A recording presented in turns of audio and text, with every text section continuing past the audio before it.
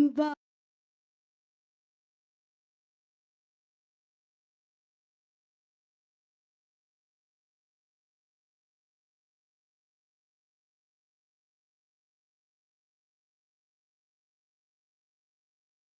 manlulupig, di ka pasisiil sa dagat at bundok, sa simoy at sa langit mong bughaw. May dilagang tula at awit sa paglayang minamahal, ang kislap ng watawat mo'y tagumpay na nagniningning. Ang bituin at aron niya kailan pa may di magdidilim.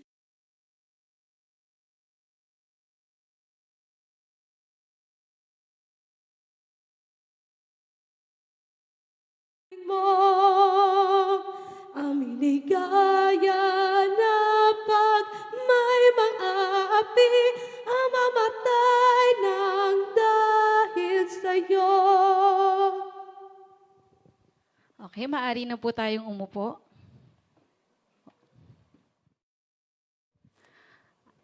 Ngayon naman po, tinatawagan po namin ang aming butihing Chief Historic Sites and Education Division.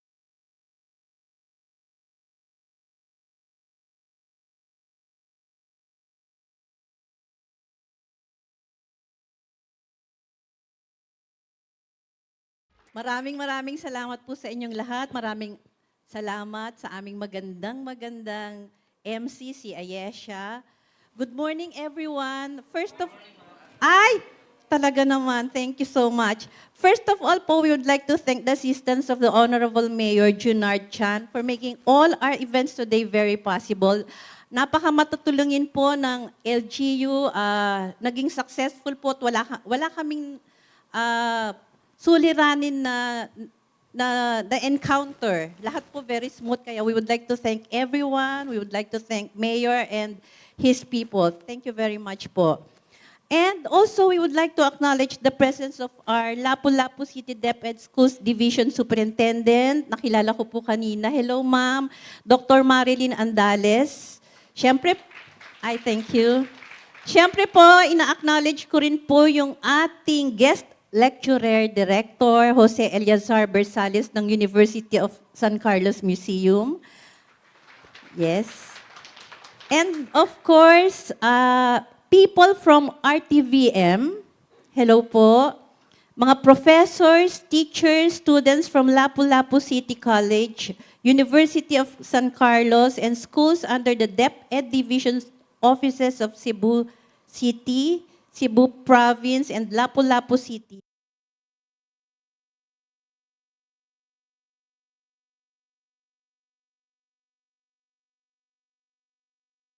This lecture activity. Everybody, we warmly welcome you to this day's event, the second of the many Quincentennial Lecture Series. President Rodrigo Roa Duterte created the National Quincentennial Committee through Executive Order number 55, series of 28.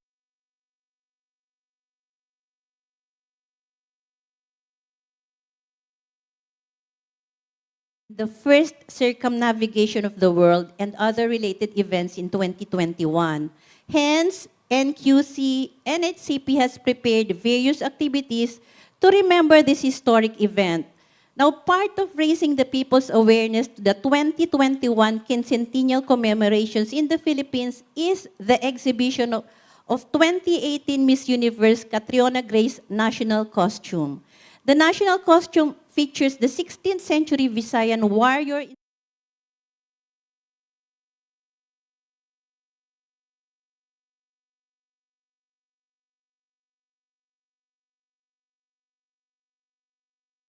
colonization of the Spaniards and to show that our ancestors already has their own identity.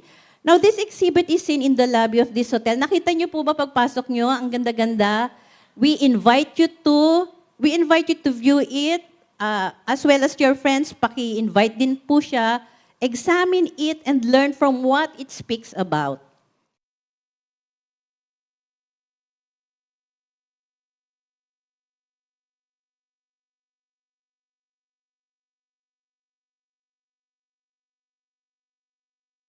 Lapu-Lapu in a while.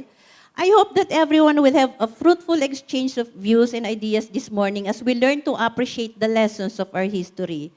Let us be instruments in making our history come alive as we claim by the guidance of the Almighty that we will succeed in all our endeavors in the preservation and promotion of our history. And as we set our best foot forward to achieve our goals and empower our people, ultimately, we hope to produce good citizens of this land who love their country.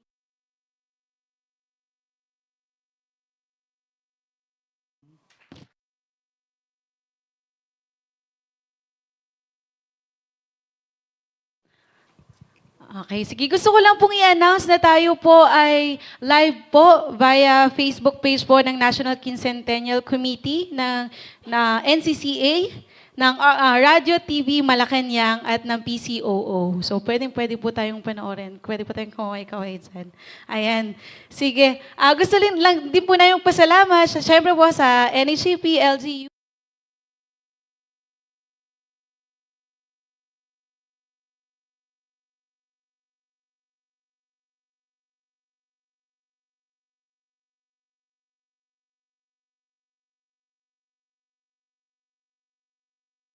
na. Kasi di ba noong 1521, dumating at sina Magellan sa Philippines. Pero ang isineselebrate po natin dito ay yung circumnavigation of the world and the victory of Mactan. At syempre, i-celebrate din po natin yung identity ng mga Pilipino. Kasi tama po, nabanggit po ni Ma'am Gina, prior the colonization po ng mga Espanyol, meron na po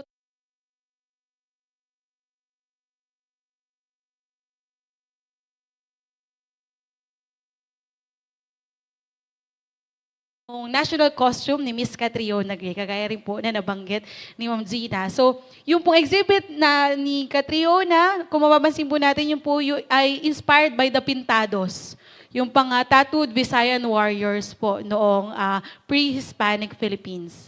Okay? So, ngayon naman po, tungo na po tayo sa lecture proper. Ipapakilala ko po yung ating resource speaker for today. Our resource speaker graduated with a degree of AB Anthropology from the University of San Carlos, had his Masters of Arts in Philippine Studies from the University of the Philippines, Diliman, at kumuha po ng doctorate degree ng Anthropology from the University of San Carlos. Ngayon po siya ay isang profesor at director po ng University of San Carlos Museum. So let us all welcome Mr. Jose Eleazar R. Bersales. Thank you, Aisha. I have until 11 o'clock to talk, so I will talk very fast. I don't like to go on the stage. Is it all right if I talk here? Is it okay with RTVM if I talk here? Okay. So my paper is entitled The World of Lapu-Lapu.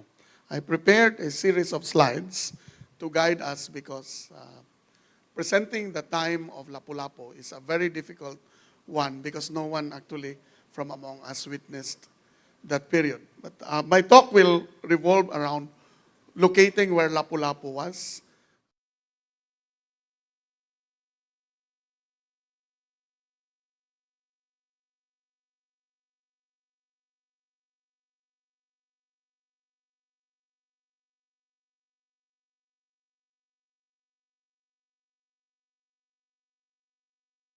which was important in the victory at Mactan, and how people lived, what kind of livelihoods they had, especially goldsmithing. They were experts in gold during this period.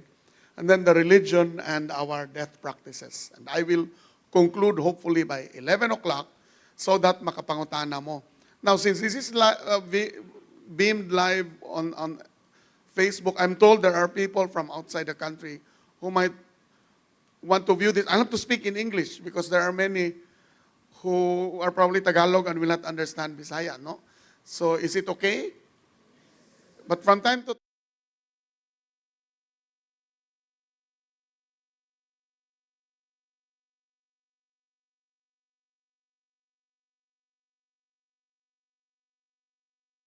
and the investigations that happened after Sebastian Elcano returned to Spain in September 1522, the King of Spain, Carlos V, created a investigation to find out what happened. They spent millions of dollars, millions of Spanish reales it was a trade mission. It was like a trade mission, exploratory trade mission to look for spices, and they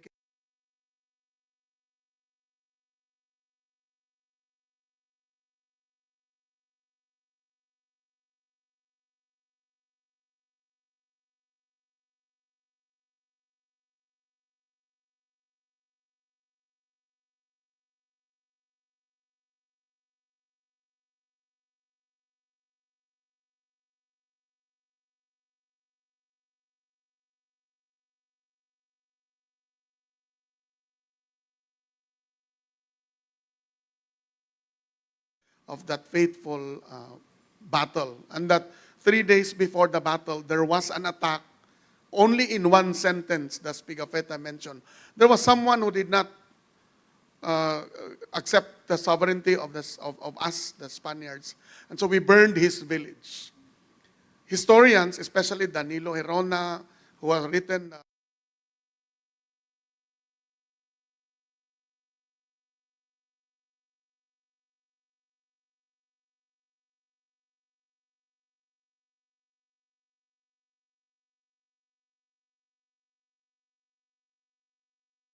here, that settlement was open.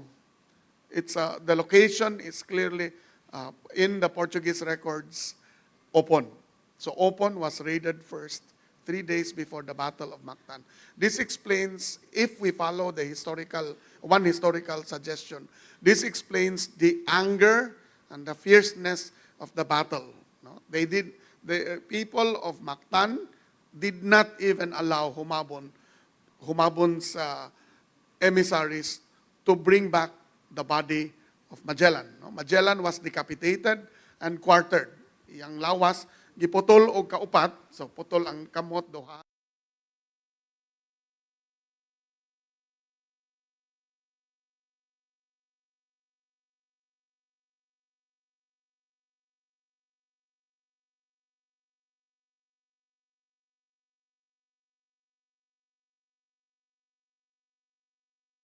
Its form, it's called pangusan. Kanang imong ilong mausab because of pangusan. And so, Punta Engaños is a Spanish name, no? Engaño means deception. Because this is the story.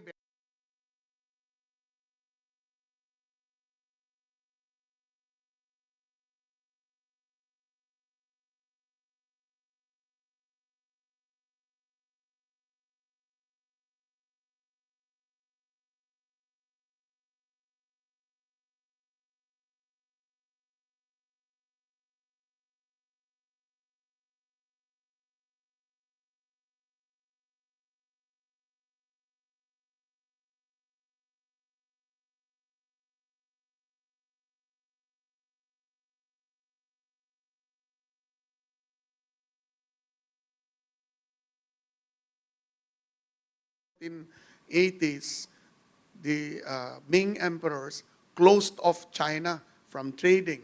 Twice they did that. And the result was that Vietnamese and Thai traders took over the business of selling ceramics and silk smuggled out of China or produced in Thailand and Vietnam to the Philippines. This is the beginning of the ascendance of Cebu as a central port. Its location also is very clear. It's at the center of a group of islands where if you are trading, you do not have to go to these islands. But if Insik ka, Vietnamese ka, Thai ka, you just wait at this island and all the other traders ug muangkat sa ceramics who would bring the ceramics, no, like what Muslims do 10 years ago. They get pirated DVD and then they bring. These are traders, they bring them all over, amapot sa kabukiran, ang DVD. That was the kind of business of the ceramics. They would dock at the port of Sugbo, and then all the other from the islanders would begin to consign. It is also proof of the honesty of the Visayas, of the Cebuanos. The Chinese, the Vietnamese and Thai traders would come, mag-angkat sa mga ceramics nila, come back 6 months later, and remember unsay mga utang sa mga plato, and mabayran, they would get paid. This is one of the best proofs we have that business in the Visayas was transacted with honor and dignity. There are no reports among Chinese chronicles that you should not trust the Cebuanos or the people of Mactan when it comes to business. It was a thriving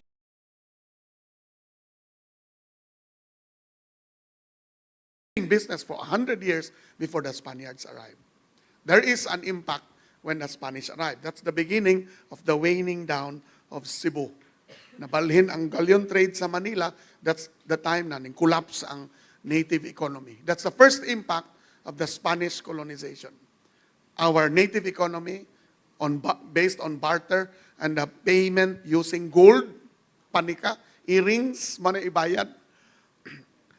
You know how you pay? You get the earring or whatever you have niya.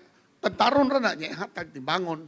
Mao na ang bayad sa imong mga gipalit, ceramics, silk, things like that. Or in kind, no? Honey kanang cotton and pagkaon sa mga foreign traders, because the travel to China would have taken them back longer than going down through the trade winds. So nagsay kaon man ang kusog ang baligya sa baboy diri. Sa mga insect paliton nila og mga Thai. Remember, in Pigafetta, he says 4 days before their arrival in Cebu, there was a Siamese ship, there was a Thai ship that carried off slaves and some food provisions and rice.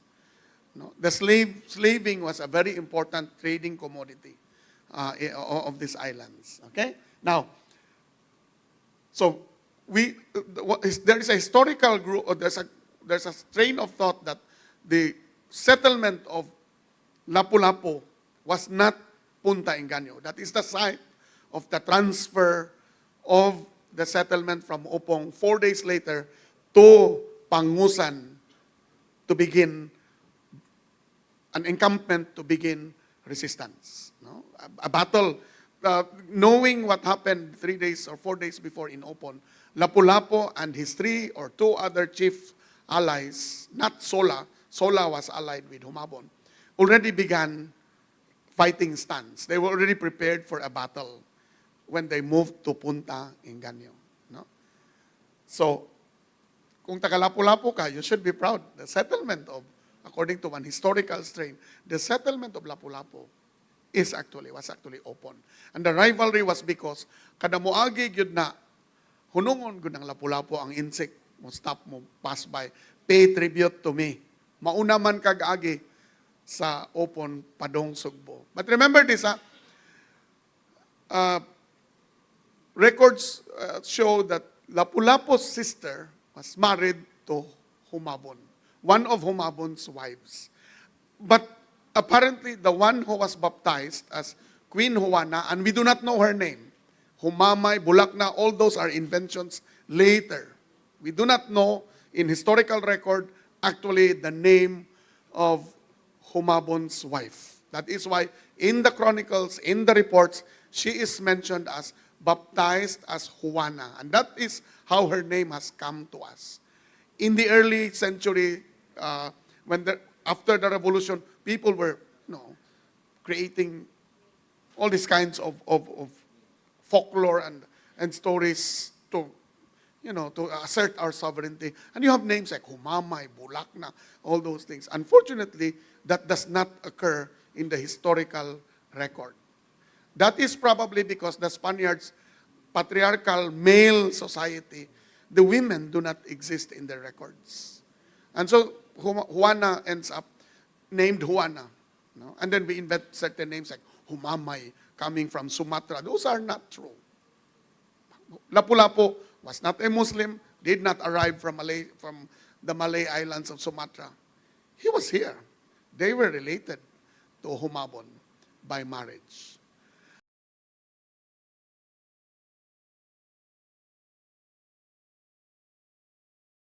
Now, who was baptized? That's another controversy. A younger one was baptized, not the sister of Lapu-Lapu. Perhaps that's the reason of their fight. Maybe, no, we do not know. But I think the rivalry was about trading and tribute, and exacerbated by the fact that Humabon, polygamy was a practice in the Visayas. Humabon had a younger wife, the one who was baptized. No? Okay. Now, where does the name Lapu-Lapu come from? There's an island called Lapu-Lapu, no? Of Bicol, Lapu-Lapu. The Warais have Lapu-Lapu, which is, I think, our kamangyan. It's very fragrant. Incense, kanang ana sa pare inig simba, kamangyan. Its old name in among Warais, very old, according to Alstina, the Jesuit Jesuit writer who wrote about the history of the Visayas in the 1600s. He did not say that. He does not mention Lapu-Lapu, but he mentions an important fragrant sap of a tree. It's called Lapu-Lapu. It's very intriguing to imagine that perhaps his name came from Lapu-Lapu. He must have been very good smelling warrior, no? Lapu-Lapu. Okay, next. So, during the period of Lapu-Lapu, you have settlements which were constantly fighting and warring with each other. Such battles, wars, were normal in Visayan and in Philippine existence, in all the islands. This was part of your coming of age. Karon, ang mga bata, mudaog sa computer games. That's your coming of age. You start becoming experts in whatever. But you're never trained to do sword fight, mangayam, hunting, using all kinds of weapons. In the time of Lapu-Lapu and of Humabon, male prowess was expressed in warfare and raiding. And each of these communities were called haop, sakop, or duluhan. That's why we retain the term, sakop ninako sila. Even in politics, mga sakop ninamo. The word sakop is actually, at this time, actually meant kin-related or blood-related people living around one territory. The term would be haop or ginsakpan, ginsakopan. No? We don't use that anymore because when the Spaniards came, we were delineated into grid systems using the towns were established based on the law of the Indies. So na break apart ang native concepts of settlements. No?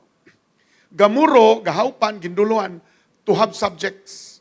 A chief like Lapu-Lapu, a dato like Lapu-Lapu, would have had his gamuro in open, no? And then moved that gamuro in preparation for the battle in Punta Engaño. That gamuro, the 3 days manggod of the event, the 3 days before the battle, women were raped, pillaged, the entire settlement was burned. If you were Lapu-Lapu, you will not laugh at that. You'll be very angry. No? That is why they prelude to the battle. Okay. Now, ilihan in all the communities, even until today, ilihan is always synonymous with a high place, nga kataguan, a sanctuary. The best example I have of an ilihan is the bluff of Bolhoon, which was destroyed partly by the DPWH, much to the resistance of Cabino and heritage advocates for the lack of a public announcement that they were going to do bench sloping. They actually destroyed a very classic ilihan, an ijang sa Batanes. No, this was in the time of the previous administration. They sliced the Bolhoon ili. It's called ili. During the time of the Moro raids in the Spanish period, that is where the people of Bolhoon would go up. It's very sharp. And ilihans were often intentionally reformed so that you would lead ladders to go up. This is the way you survive raids, not just from Mindanao, but against each other, to make slaves out of you to be sold to the markets, to the slave markets. No? Okay, next. So, the structure of society in the time of Lapu-Lapu was like the Tagalog, except that we do not have the concept maharlika.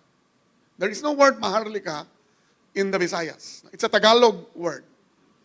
That is why if ever we will be called the Republic of Maharlika, I think the Visayas will probably say we do not have that term. Our terms were dato, which today actually means what it is. Dato, bahandeanon, kwartahan. Daghang tao, many followers, no?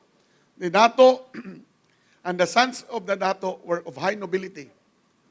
If you were, however, the son of a concubine, kanang mga babae sa dato, anak ka, ang mga babae sa dato nga di niya minyuan, they're called sandil. You were not considered a dato, no? Because you're, thank you. Now I can read.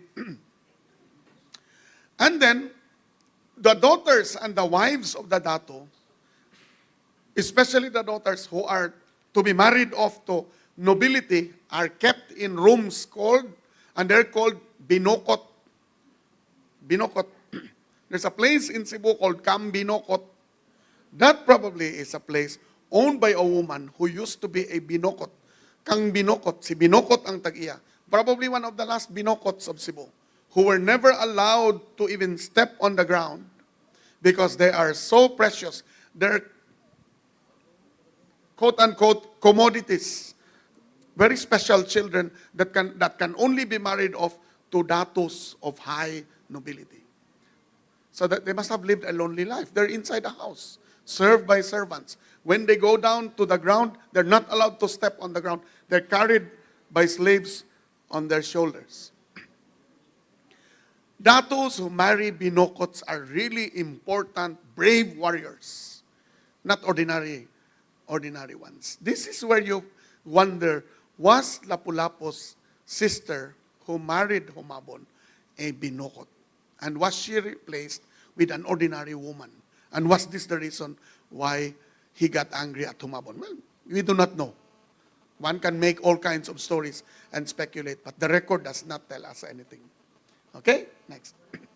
The second tier after datos would be tumaw, which is equivalent to the Tagalog tumawa, but our tumawa, according to Alsina, 100 years later, after the Spanish conquest, were former slaves. In the Tagalog version, the timawa were never slaves. In the Visayan version, timawa were former slaves that had paid their debt of servitude. No? I will explain how you become a slave later. It's tumaw, free individuals who attach themselves to datos, who are actually the free men, equivalent to the free men tumawa of free men or free women of the Tagalog. So there's a big difference, no, between the terms being used, but they mean the same. Next. Next dong. Okay. Then below them were people who worked the fields, people who were indebted in very various forms of servitude. They're called ulipon or uripon. Uripon is waray. Because the waray, according to Alsina, Ignacio Alsina, the Jesuit chronicler who wrote, a missionary who wrote Historia de Visayas, and this was finished in 1668. Yes, multi-volume. So many volumes were lost in Spain because somebody in the 1700s had a pharmacy in the Jesuit mission house, and it was used for wrappers for medicine. So some of the volumes have disappeared. But fortunately, four combined books were translated in English and have Spanish equivalents. You can actually buy them. I don't know if they're still for sale. Long time ago, they used to be 10 years ago. No. And he said, one way you become a slave is you're captured. Remember, these are villages that are constantly fighting. I will explain that later. I will discuss that more later. The other would be a product of hunting or fishing. When you hunt or fish on an area without the permission of the dato, you can be enslaved. You will be asked to serve the dato for a period of time for that transgression. Okay? Yes, you need permission to hunt. There are special places where only the dato and that class can use in the forest and all that, and you have to have permission. And then, it's a penalty for murder. And this is something you will realize among the Visayans. Murder was not punished with murder. It was punished with eternal slavery. Eternal slavery. Slavery for life. If you kill someone, you are attached to the family that you killed, and you will serve him or her. All kinds of things. You'll be asked to clean the house, farm until you probably will die after 3 days. With all the work after. If you have sexual relations with wives or the wife of a dato, this is concubinage, or the daughter of a dato without permission, without telling the dato, hey dato, I'm in love with your daughter. Can I sleep with her? Dato says, no. Then you do it. Slavery is the result. Passing by the river, when the chiefess, the wife of the premier wife of the dato, is bathing, even if you have not seen her, even if her back is turned, but because you passed by the river, slavery. Today, there are so many peeping toms all over the Visayas and Mindanao and Luzon, and they're not enslaved. But you must remember, slavery in that time is servitude. It could be as simple as every day you go to the house and sweep it, then you go home. That's the most simple kind of slavery. No? Others are, you are attached totally to that house. You live there, you do everything, and you're not paid. So it can shift from that. No? Now, the death of the father of a slave was not paid, the debt will be transferred to the children. Unlike now, when you die, your children do not necessarily pay for your debt. No? Depende kung naikontrata tingaling, after I die, my children will pay for everything, for all my debts. Then they'll be obligated, you go to court. And have it. But here, if a slave is indebted and has not fully paid, the children will take over and become slaves. And these are usually done to relatives. Relatives. In our case, this would be like you have a brother or sister and they suddenly die and you get the children, adopt them, and yet instead of adopting them, sending them to school, you make them into household helpers, sweeping the floor, and that even if they're cousins. That can happen, and that used to happen in the time of Lapu-Lapu. Next. So, these are the types of slaves. Gintubo or tubay were slaves who do not live in the house or in the compound of the dato. No, they only pay their debt through a certain portion of harvest. Certain debts are always incurred by. For example, you will tell the dato, can I use this part of the land to till? And the dato will say, yeah, give me 10% of the harvest. This today is called samuhante. Diba? Your samuhan, he's not a slave. Actually, the term slavery in English does not capture the kind of servitude that happened even in the past. You're not being stuck in the back with spears while you do that, or unlike Negro slaves in America where they never really had a life of their own. This is simple. You just go to the farm, till it, and the percentage goes to the dato. That's the simplest kind of slavery. There's also haisha, where children of slaves are purchased and they serve, usually in the household, cooking, washing clothes, things like that. Gintubos, yahay-yahay. And you just go there, yeah. You join the family probably. They go to the United States and my Wi-Fi. It's like when I know some friends who are domestic helpers of ambassadors. Yeah, they go together where the ambassador, foreign ambassador. I know one in Europe where she was so loved by the family, serving them, that wherever the ambassador was assigned, she would go to the United Kingdom, to the US and all that. She was the mayordoma of the entire family, something like that. No? And then gintubos, we are bought or purchased from others. Pre, do you have a slave there? I need someone to cut the sugarcane fields. Okay, palitan niya akong slave kay yaw-yawan kay ni, saba kayo. Imuhan na. Paliti, tagay ko usa ka kilo nga gold nga mga earrings. O, usa ka kilo ra. O, sige, matura sa river, kuhag sa ka kilo. Hatag, imo na ang slave. So, gintubos. Today, we still use the word tubos. Pre, dako kay kog utang, tubsa sa kobe. Ang tawag nimo sa tao nga gitubos sa utang, gintubos or gitubos. No? Bihag, which we still use, are captives. They are enslaved automatically because they're captives. And then bulan or pikas are half a slave. Half a slave. No? One parent is not a slave, the other is a slave. The children are pikas. Tilod or sagipat, quarter slave, these are already slaves of the grandchildren of the slaves. No? Okay, next.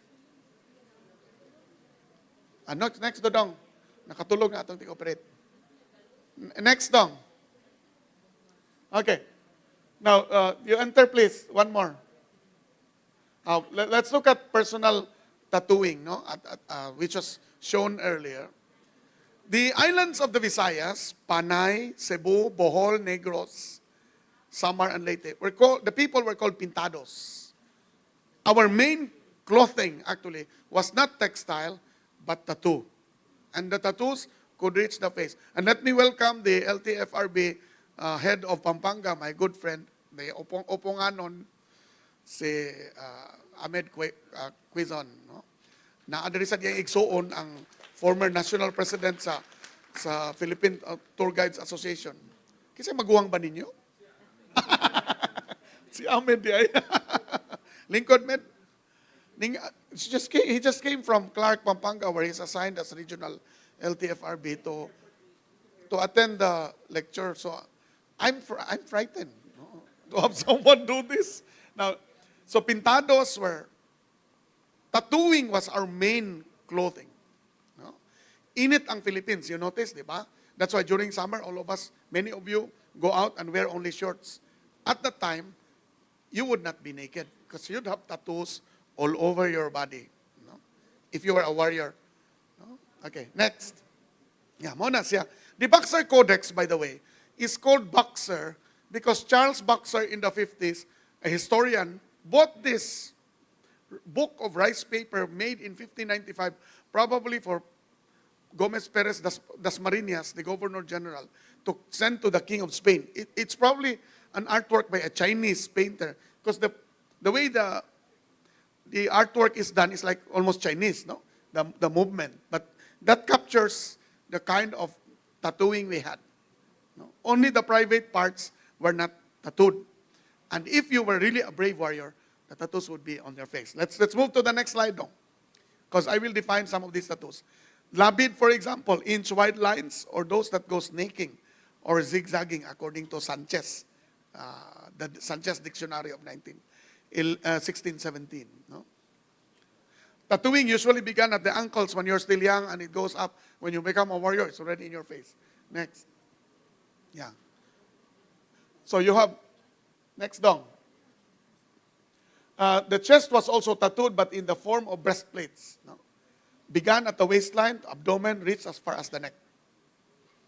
The abdomen is the most painful in the middle part of the body because there's no bone part. No? It must be very painful.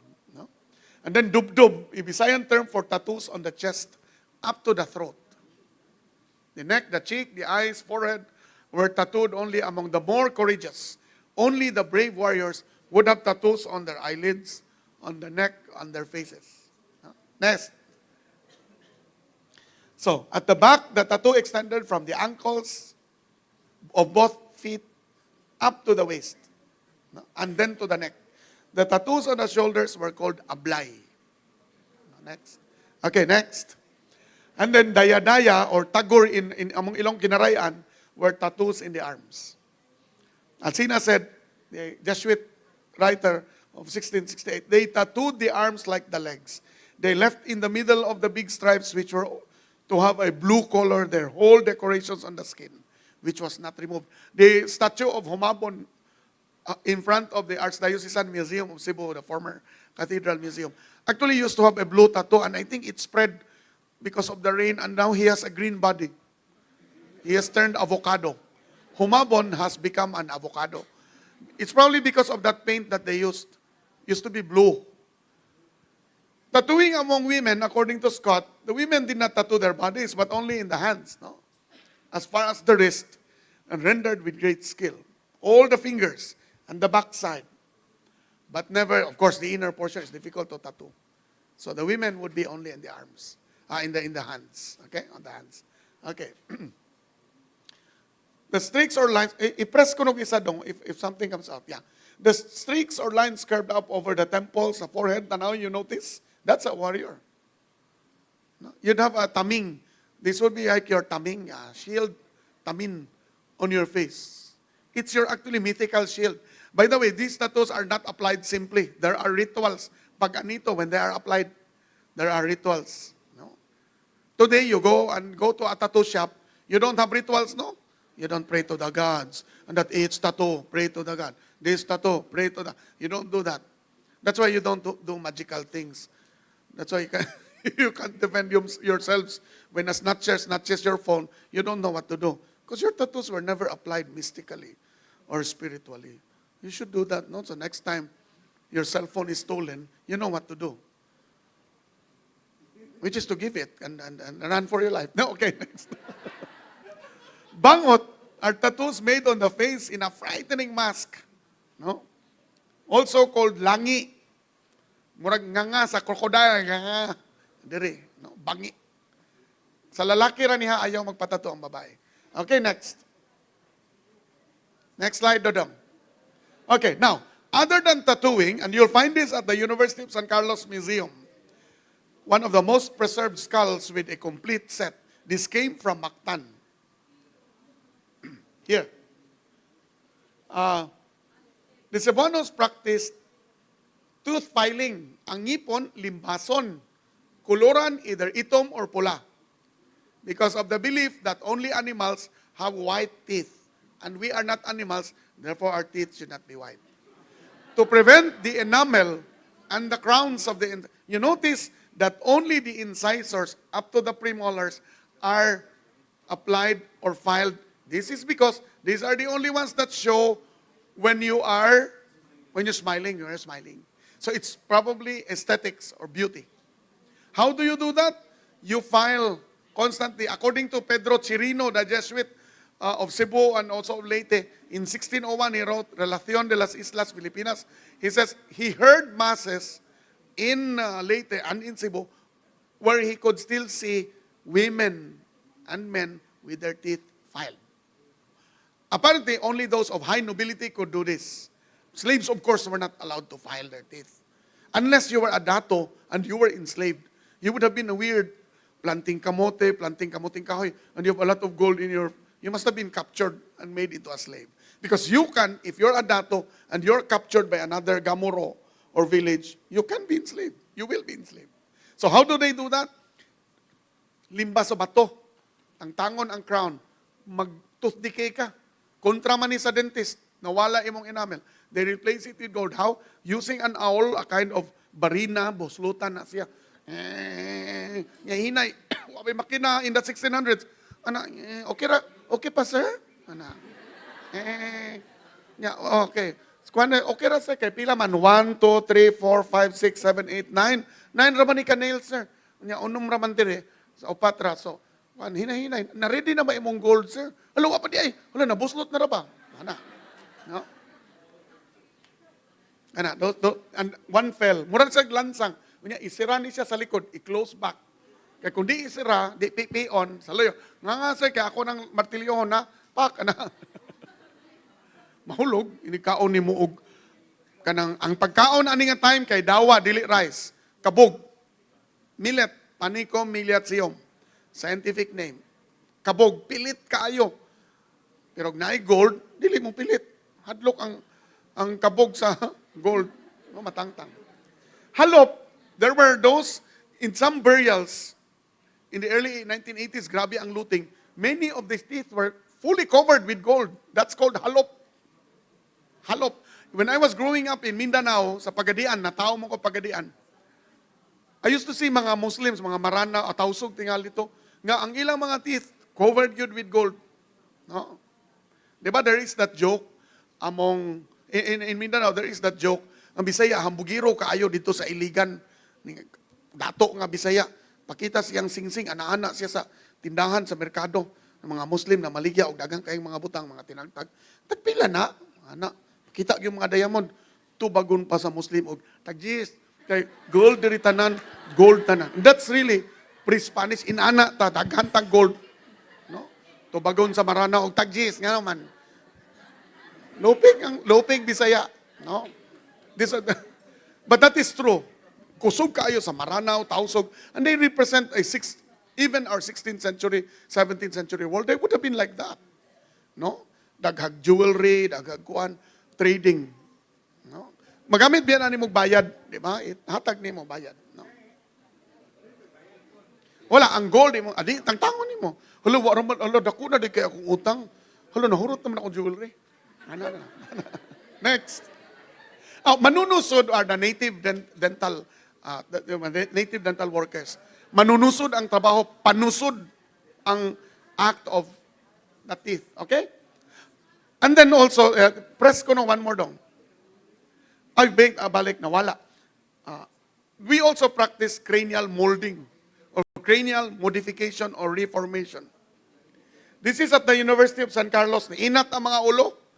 When you are born, after 3 days, they apply, forgot the term, they apply rods, there is a side, together with cloth and boards para mulata imong hubon, para mo form siya nga anak.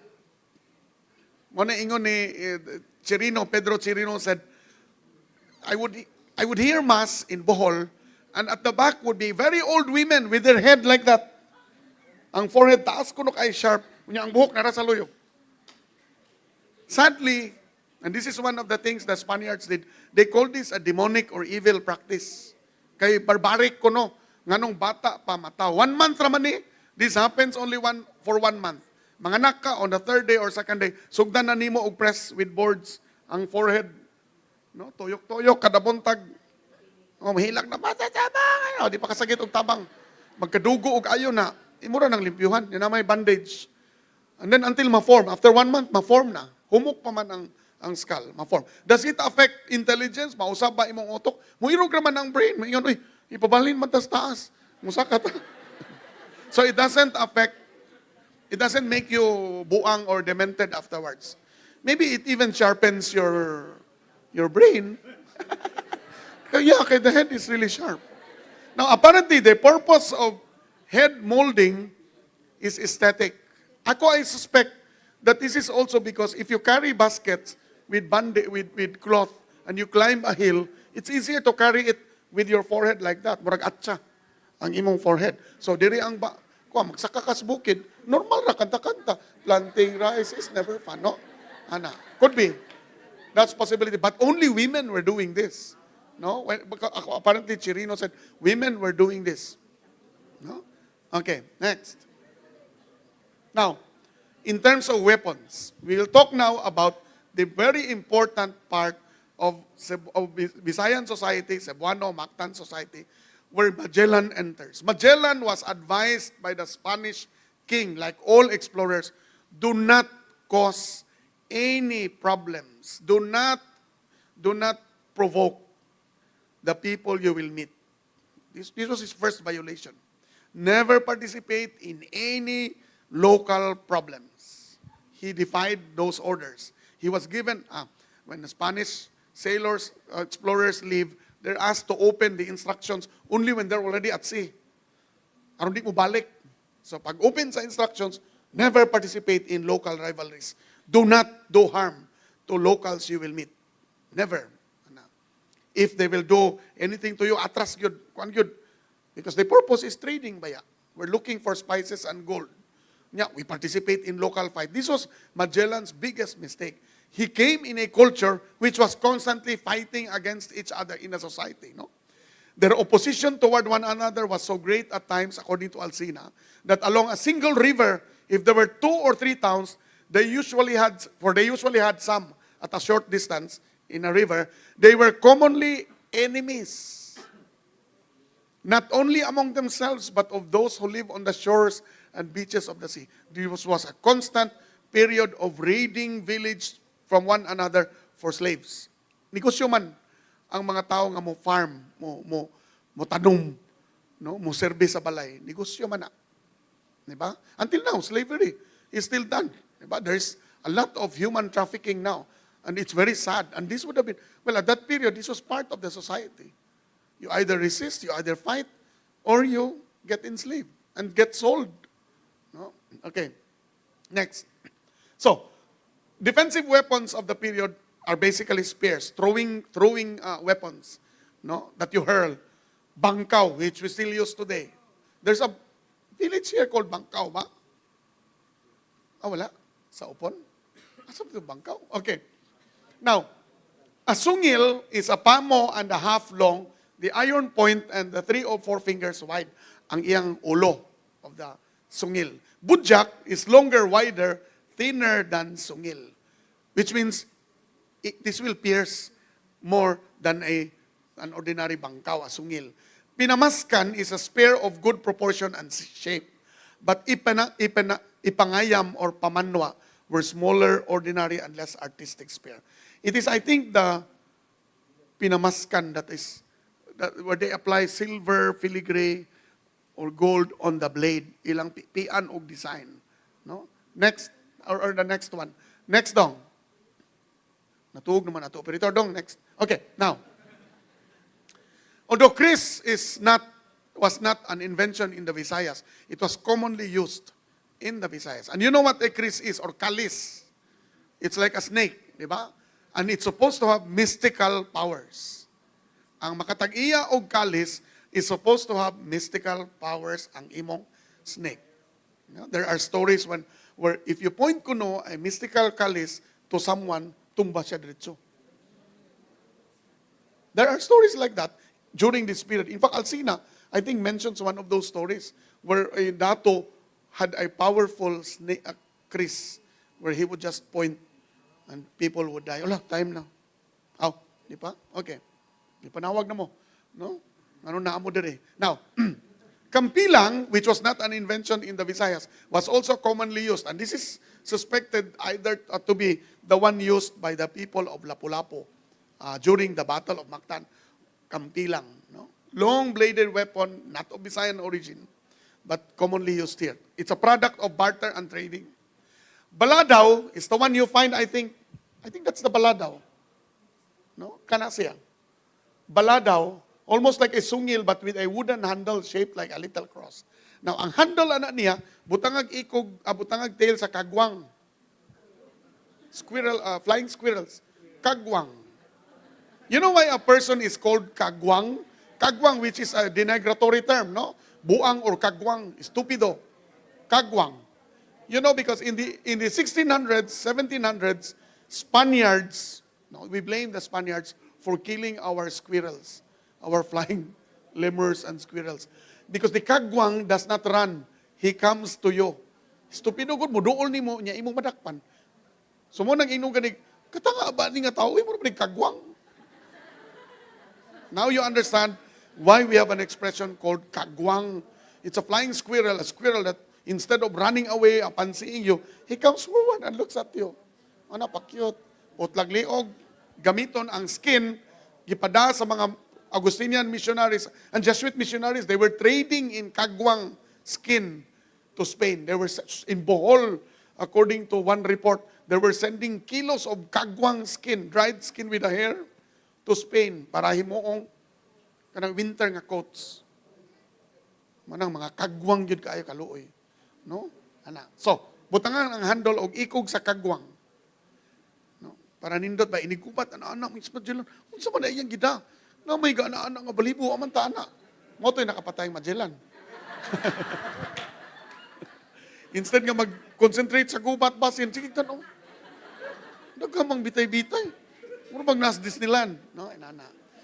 But seriously,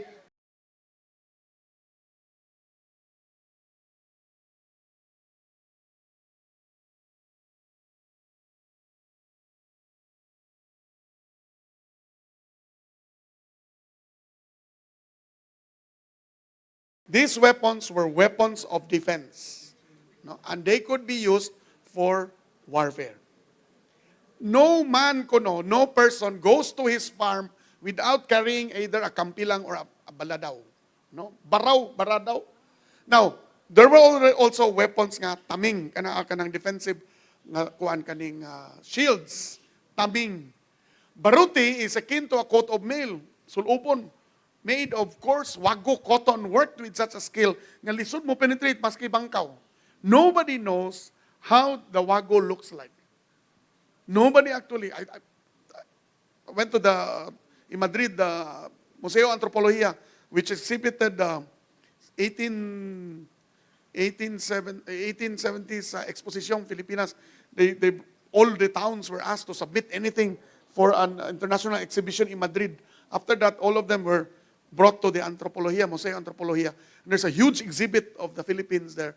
I did not see anything resembling cotton coat of mail. I saw Carabao nga coat of mail. Sungay sa Carabao himuong coat of mail, no? Anang pang defense nimo. Now, Agus, javelin-like weapon made of bagakay.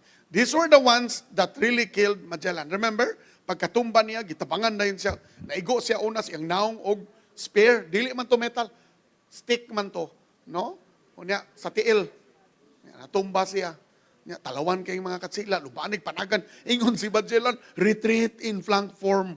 Tarong, let's retreat. Paglingi niya, galubanig din na ganay ang mga tao. Kaloy, namuta, nabiyaan si Magellan. Pag ingon niya retreat, paglingi niya, di ba? According to Pigafetta, pag ingon niya retreat, paglingi niya, lang, dinaganay ng mga buwang. Ang retreat sa Spain is an orderly retreat.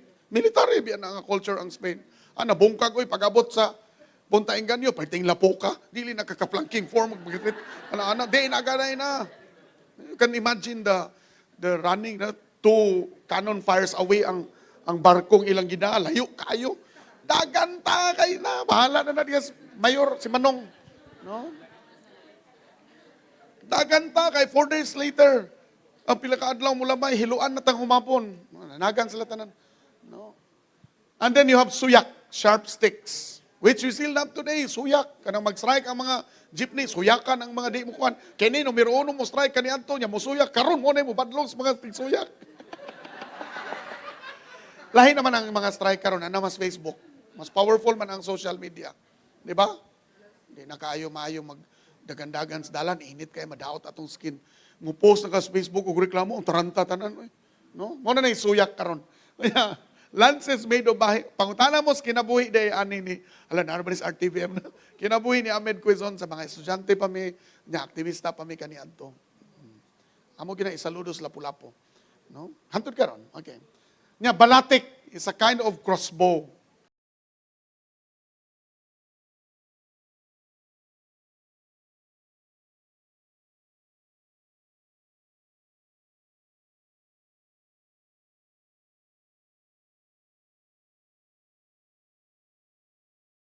Kanang crossbow, mga pana ba, mga balatik, no? It's a very vicious one ang blow. No? Okay, next. Yeah. And then during raids, there were raids in land or sea. Paggahat is the raiding expedition, the term for raiding expedition, whether by land or by sea. Paggahat. And those who raid are called magahat or manggagahat. Magahat. No? Kanang mangayaw is the one that's an offensive raid when you really go to the next village because, the Chinese will be arriving, the Thais will be arriving, they will be looking for slaves. Hurot na atong slaves. Tana, ato tas pikas. No? Taga Cordoba ka, ato tas upon, atong kwaon ang mga slaves ito. What are you doing? You're doing mangiyaw or mangayaw. Usually, inter-village or inter-island. Taga Leyte ka, ato kag Bohol kay manguha kag slaves. Baligya nimo sa taga Thailand, taga Siam, taga Vietnam. No, or other villages nga allied nimo. And then you have gamat or adlaw, concealed in the style of an ambush.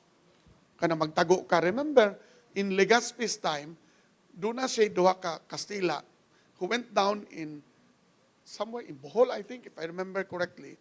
Kaya nanghita og tubig and then they were suddenly ambushed by the natives. That was a gamat or adlaw. Now, the boats used for raiding were karakoas. Unfortunately, the battle scene at Mactan does not describe if there were karakoas sa battle site. Wala may description nga naay mga barko around. But we know that Humabon brought so many barangay, small, swift-flowing barotos called barangayan or barangay, together with Magellan. Kay ingo mas Magellan, tanawa mi kung mag-away mi, aron makakaton mo na mo. So ingo sumabon, sige mo kuyog mi. Excited mi anida. We're very excited. We want to see. Ha? Tagas like popcorn, kay mo magsalida ilang tanaw. So, pag tanaw Humabon, oh my God, hindi man kibaw ni mga katsila, malubong mas lapok. Wala day lapok sa Spain. Ano? They were, Magellan, Lapu-Lapu chose the battle site. He knew where the tidal flats would be, where he could trap.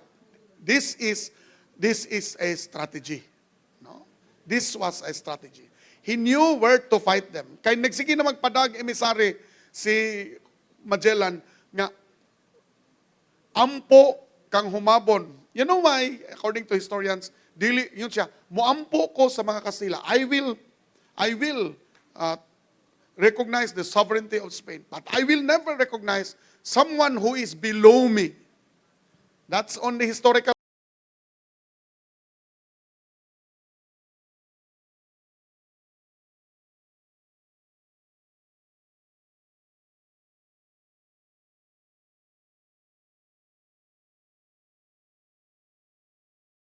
record. Ang si Lapulapu, ubos og rank si humabon ni Lapulapu. He must have been a very fierce warrior. They were almost of the same age, mga 60 plus or 50 plus. But he was higher in rank. Gisulti man gid niya nga, nganong mo hural man ko sa usa ka tao nga there was a chief in Gabi. This chief in Gabi, this chief in Buaya, and the chief of Opong all went there together with Lapu-Lapu to wait for the Spaniards. Dirita, hindi man ta kanunay mudaog. Anhin na to sila tagbuon. Mao to, it was a foregone conclusion.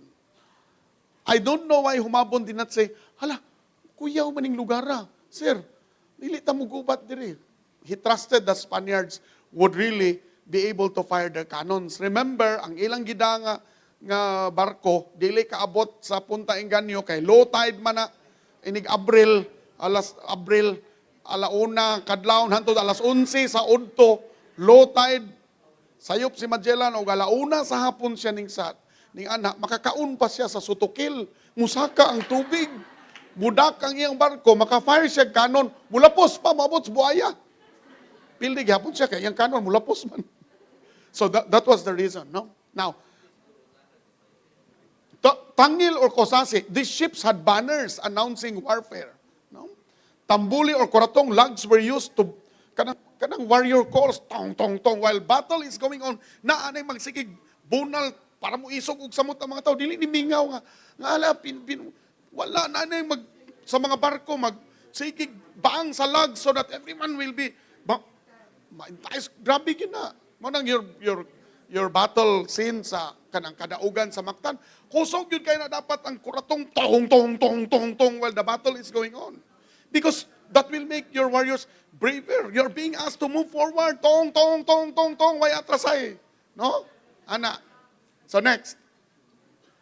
Now, for raiding weapons, they do not carry all the heavy equipment. They carry pana, bagakay nga mga spears, laburo, gagmay nga arrows, abiyog or labyog, mga slings.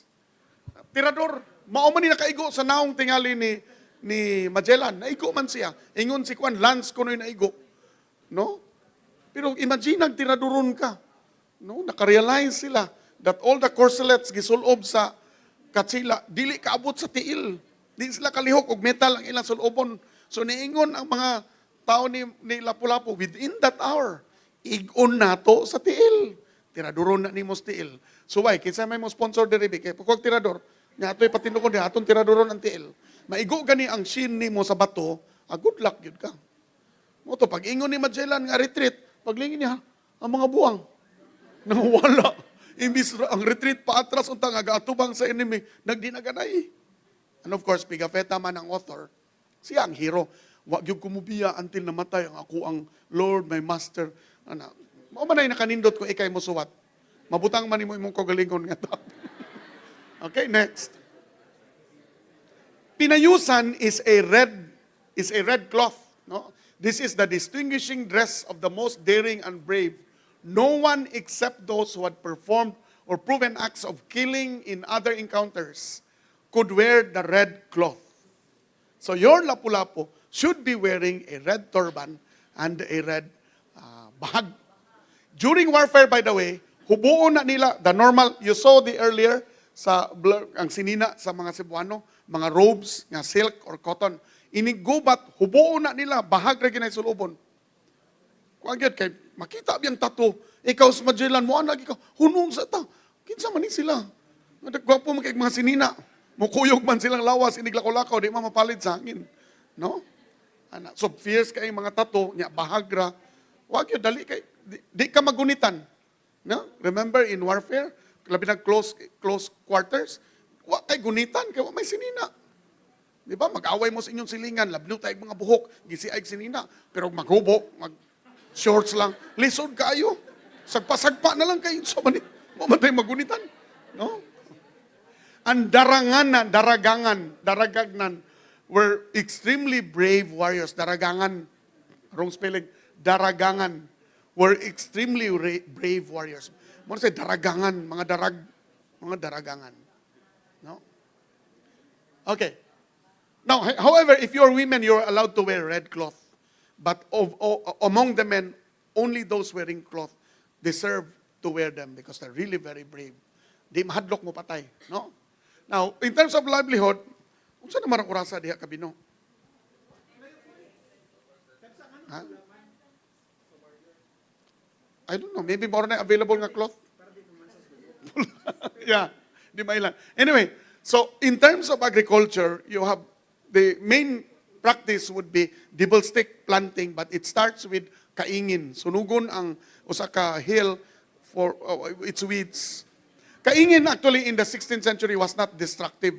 Kay sweetening man na, move around ka for 7 to 9 years all over, anya mobalik ka sa imong gikaingin 9 years ago.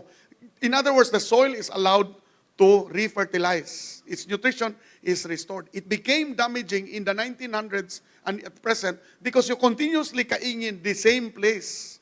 Kaingin is sweetening. You need to move to another place and come back 9 years later because the nutrients from all the things that grow after will refertilize, fix nitrogen again.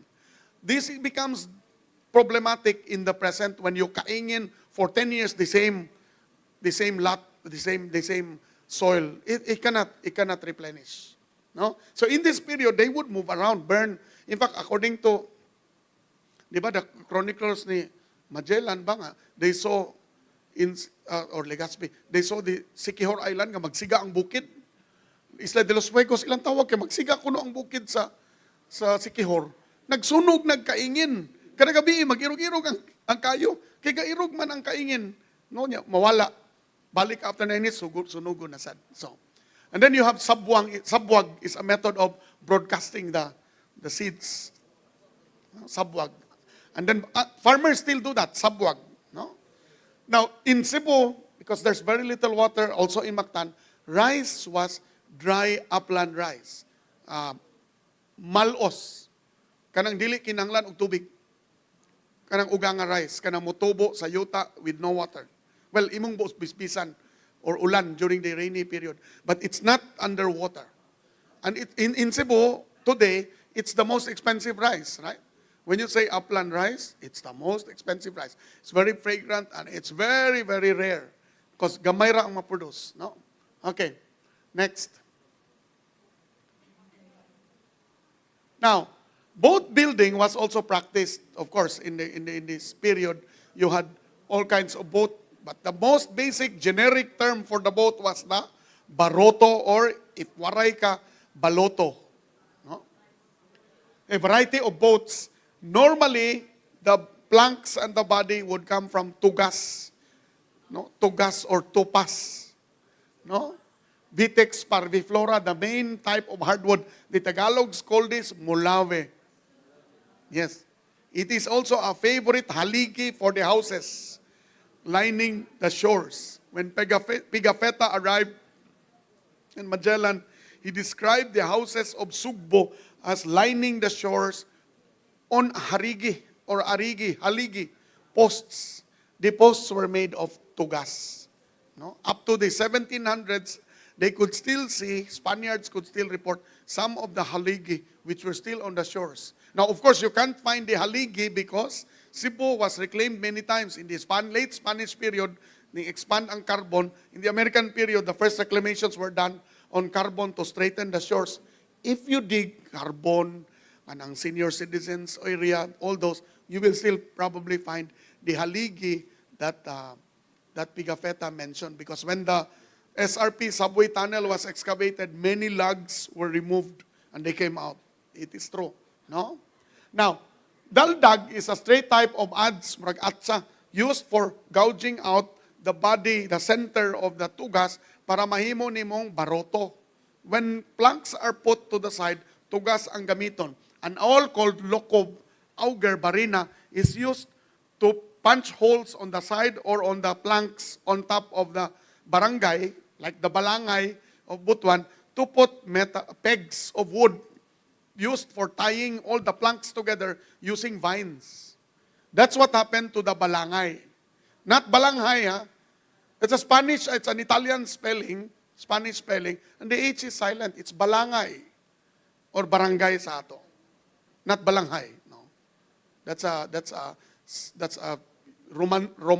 Spanish, Italian spelling of balangay where they add an H like alahas, alhahas. You don't say alhahas, you say alahas, it's a silent H. Okay? Now, women were involved in weaving. And the weaving was like a backstrap loom. Inana. Isa ta pragog kuno sa poste sa balay, mulingkod na ang babae, wala sugod na. Buhat na og kwan kay this was an important trading good from one village to the other. No?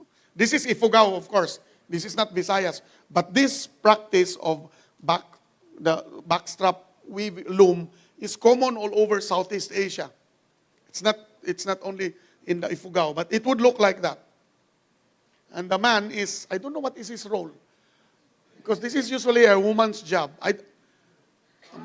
Mabayot tingali ka kung mo backstrap loom ka. Mo tingali ni ang manager. Mo ni mo negosyo, maura ba na ang order? Tarunga gid na. Tarunga ang stripe kay ningon ra ba to siyam ra gid ka stripe. Nya ano naman ni na po? Cancel ni nga order. Ana, quality control. Okay, next. No?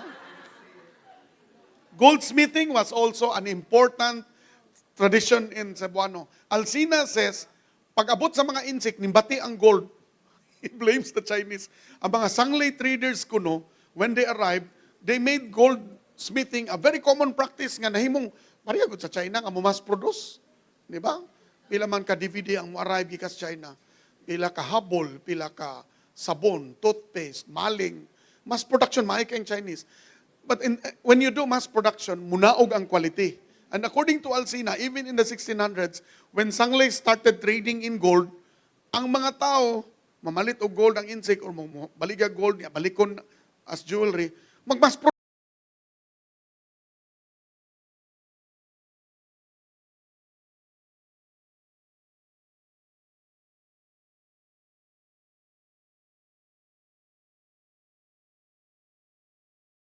produce na, so mag-shortcut na ang mga jewelry.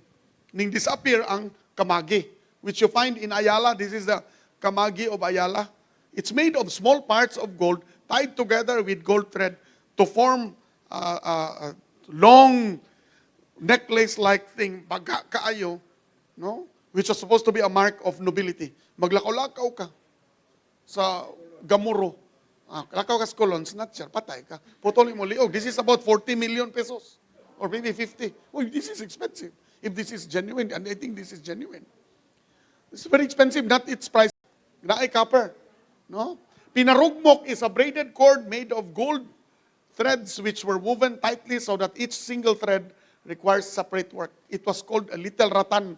Remember, ang rattan, inig-abri mo, dagang kayong fibers? Inana na siya. Puro mga wires nga sa lapid, sa buhok, murag buhok, i-braid. Kaya ba taas imong buhok, imong isalapid? Imagine na gold thread, isalapid. Nya, lakaw-lakaw ka diha sa at bang sa Lapulapu City Hall.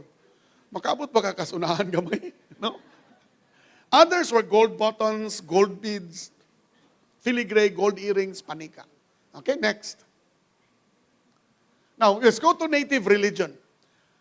This is not from Cebu. From the Visayas, but it would have been like this. No, this is common in Austronesian peoples, Malayo-Polynesian, the island, Southeast Asia. The peoples of the Visayas, like the rest of the archipelago, worship a variety of gods, but there was a single god, work of idols called Diwata. The idols represented not only the gods who watch over fields, your health, your life, your hunting, your raiding, everything. You have a god for each. When the Spaniards came, they replaced them, di ba? The god of healing became Kinsa nga santos? Who is that santos that heals? Tulo na sila. San Roque, pestilence, no? Bubonic plague. Gipampulihan na sila. Niinani na sila before. Pag-convert sa mga Kastila, naglibog sila. Unsa man nato? Ato rin pulihan ang ilang God. O ato, mao nang atong pag-serve karon sa mga santo ninyo, mga inana sa mga santo, mura sad og sa karaan nga, hangyo-hangyoon, San Vicente, intaon tambali, intaon kay kung dili ka mo tambal, bantay ka. Ana. So, because during this period, during the period of native religions, we were talking to these people and, haranging them, asking things from them. Inana, bantayin taon among humayan, manglargar pa mi sa liti in town, anito tagbalantay. Pagbalik taon namong ang tanang mga wat sa among putol na ang mga kamot. Ana, the same thing we do. Santo Niño, San Roque, tabangi in taon ko nga magkasakit ni among mga silingang sa baan kayo. You don't do that in Catholic tradition.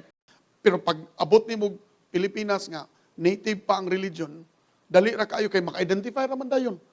No? Ang Ginoo, pareho raman, dunay supreme being.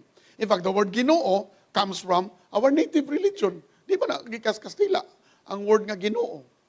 No? Bathala comes from Sanskrit. The Tagalog Bathala is Batara, no? Supreme being. No? Okay, next. So, Bisayans also identify with Bathala, no? From the Sanskrit Batara, Great Lord. Opposite laon or malaon was yawa. Kanang yawa, dili na siya padakon nga yawa, the devil. Hangman na siya. No, ibitay ka. No? Strangle and kill people when their time had come for one or another reason. Mao ginay work ni yawa. Tanaw siya. Ika ni. Murag naabot na yang panahon, tukon ako ni. Patay na. Mao na trabaho si yawa. Karon pag abot sa Kastila, they converted us. They had no term. They could not find a term for the devil. So they used the word yawa. But it has a different connotation sa ato. Ang yawa, tigpatay ra gyud nimo. Kung maabot na yung panahon, kanang galisod na ka ginawa, doon na si yawa. Oh, saan naman na pre? Lisod naman ka. So next. Now, the world of the Visayans were composed of three, but they were related. They were contiguous. No? You have an upper part where the dwelling place of the Diwatas and mga brave men, when they die, they all go to that upper part. We call it langit, heaven, langit, no? And then also those recluses never going out of the house, ano are called in their language binokot. Kung di sila maminyo, di sila magawas balay, mato na sa langit. They're pure. Muna sila mga madre nga kanang cloistered, mongha, no? The middle part is where we are today, the earth. And then the lower part is where all the souls of the dead first go. At tumamo dito niya, i-test mo. In the next slide, I will show you what happens. Next dong. Happy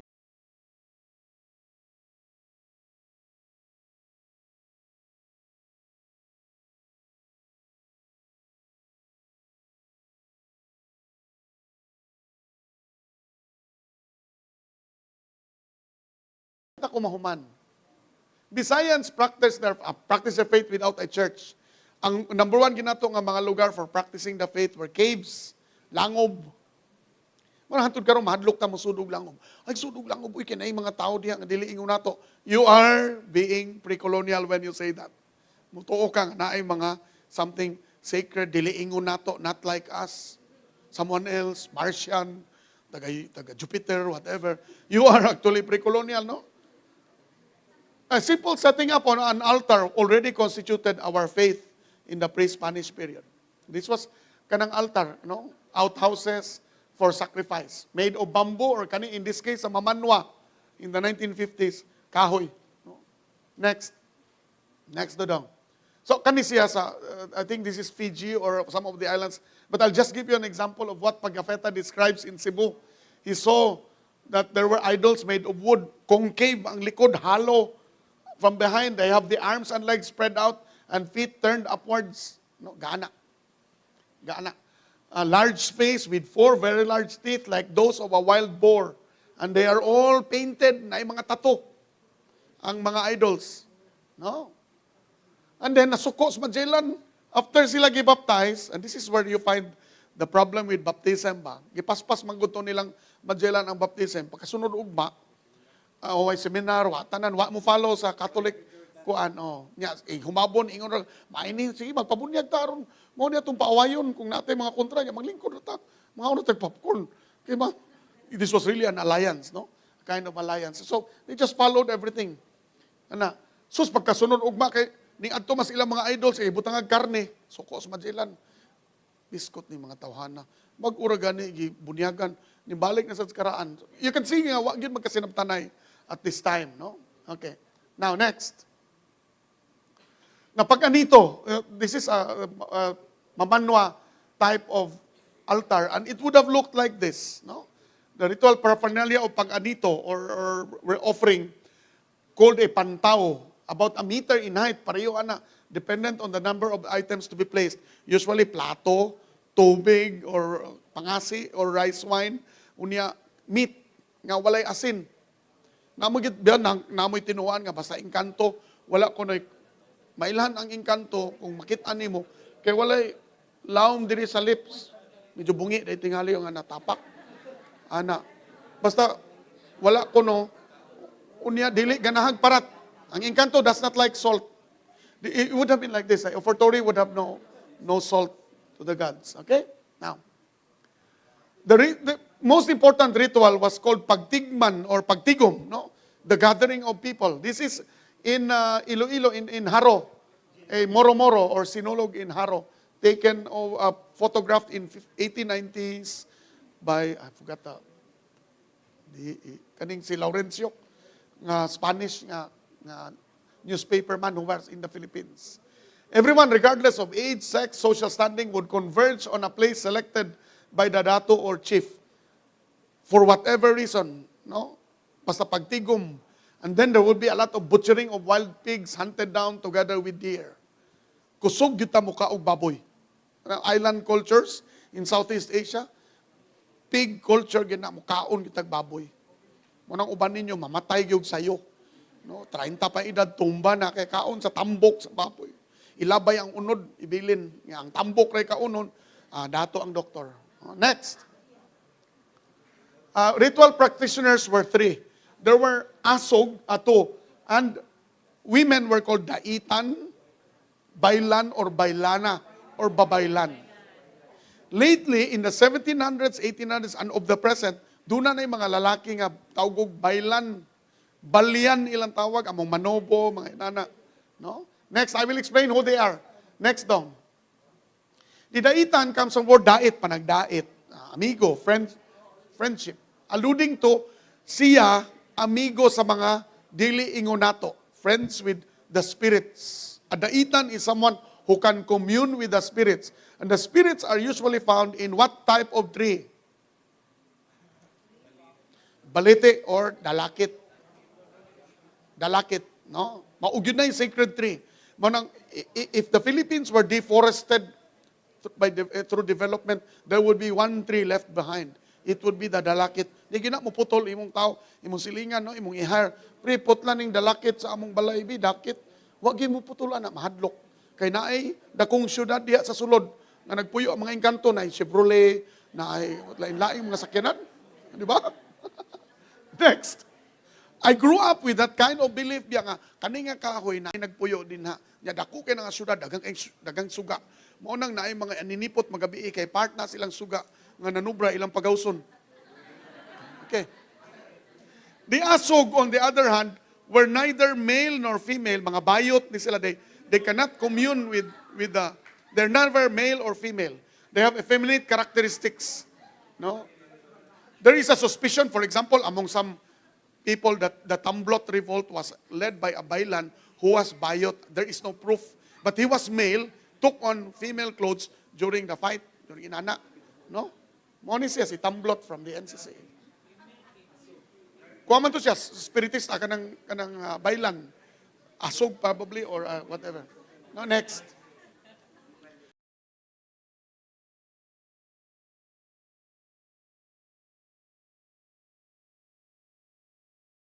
So Bailanes used to be just ordinary women, simple na ang mga babay, and then they suddenly go into a trance. Labi na kay kanang bitang bata siya, nya moingon nga, nay naalagi tao diha sa dakit na, magsigig kamay na ko. Mayon din ang inahan, patay, akong anak, mahimo ning babaylan. This is your first proof that you're being chosen by the spirits to transmit something. Sa ato, nabuang na ni atong anak eh. No? But in the past, they would say, my God, she has gifts. And then, once she grows up, becomes really fully knowledgeable of healing and all that, you will have, she's called katuuran or katuuhan, whatever she says. Now, remember this. Years before the coming of the Spaniards, in Bohol, there was a babaylan, a woman, who predicted that the end of our lives is coming. Hapit na mausab ang atong paagi sa kinabuhi. She predicted this years before the coming of the Spaniards. The theory is that during this time, there were already many traders coming to Bohol and Cebu who were telling them, hala, napuno nag mga dagkong barko ang among kuan niya, dito, dako na kaayo, nanay trading. This must have been the reason why she predicted. Or, maybe, inkanto sa balite, naingon nga, wala. Remember the movie Apocalypto? That was based on the end of the kind of life they had because of the coming of a galleon. Something like that, no? In Ana. Okay, next. So, the sorcerers, lahi na ha, bailanas are those that commune with the spirits. Sorcerers, on the other hand, are different. Mao ni sila mudaot. Mao ni sila mukuha og barbidal, unya tusok-tusokon. Ana. Barang. That's why barangan is male, dalundungan ang babae. Barang is a kind of mortal spell. And barang can only be stopped if the one doing the barang will order the barangan to stop. Di ni siya mahunong kung dili maingon ka, naluoy naman ko sa akong silingan, oy, nagsige na malagsuka og angkla. Dagko kayo. Usay gamay nga angkla sa baroto niya, usay super ferry nga angkla. Luoy naman kayo. Ato ni ipahunong kay nadato naman ilang mga igsuon na maligag mga angkla. So, ma-stop na. Ma-stop. Only the one doing the barang. Asking the barang. Next dong. Unsa na oras do dong? Nawa man ako relo. Ha? Okay.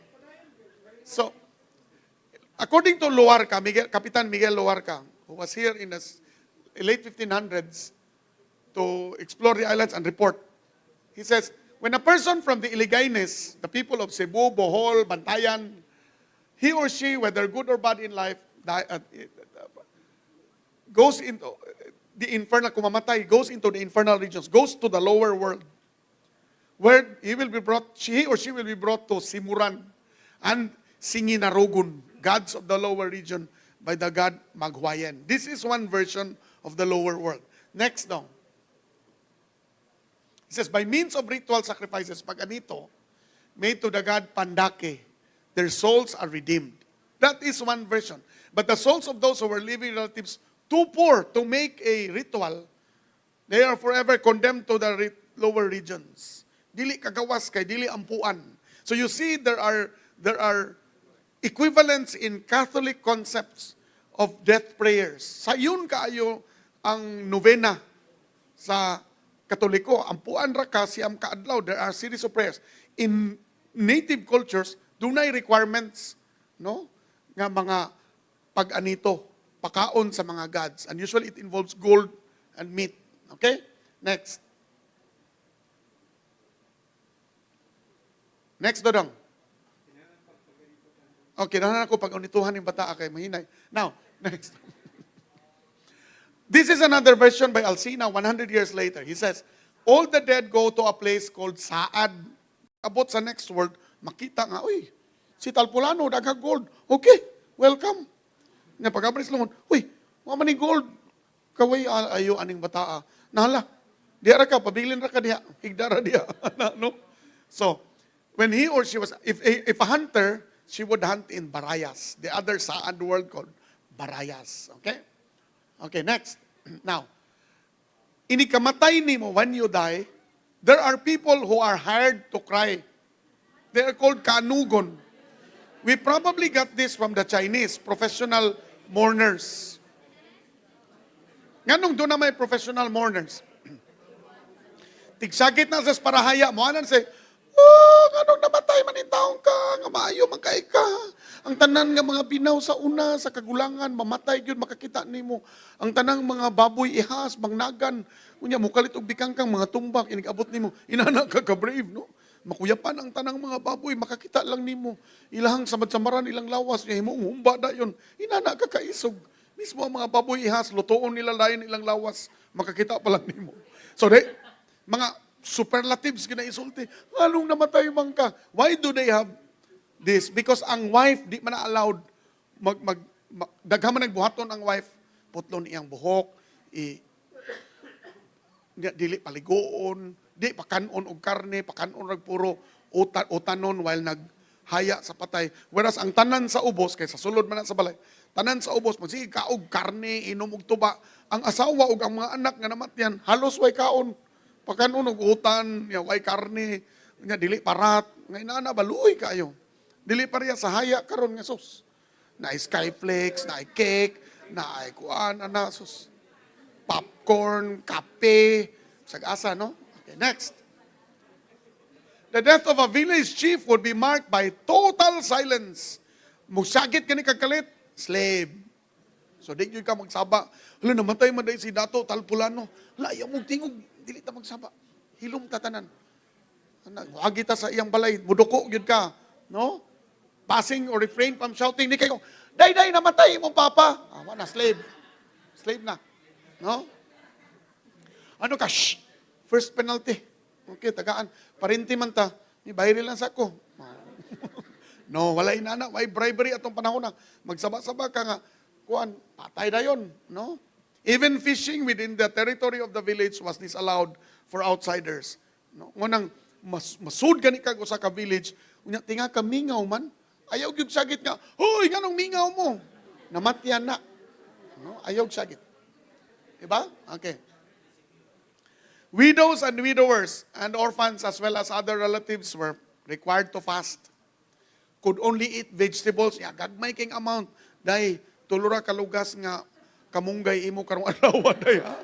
Pero usa ka balde nga sabaw. Ana. Okay. The widow or widower of the deceased was required to shave their heads. Magpaupaw kwa ang buhok. And include niya ibton ang eyebrows. Dili i-shave. Ibton. Anong namatay man in taong ka? Mawala ang eyebrows. They were also required to dress modestly. Walay makita nga mga tutoy-tutoy dia whatever.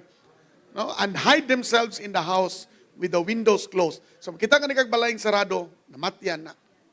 Nga chief, di ka mo sagit og, hoy ngano na nirado mo diya? Patay ka, slave ka dahil, di ka mabangkaw, no? Now, while everyone is fasting inside, there's a lot of feasting outside, ang mga bisita. You know why? Why? Because in the shrouding, every relative who arrives brings a habol nga gamiton pagputo sa lawas. Manimaho man na siya niya, iligo og storax, pusto na siya iniglubong. Nya, sige, I'll show you later unsay buhaton. Mo na pa-excavate na mo, manggawas na. Inig-excavate sa mga archaeologists. Get next.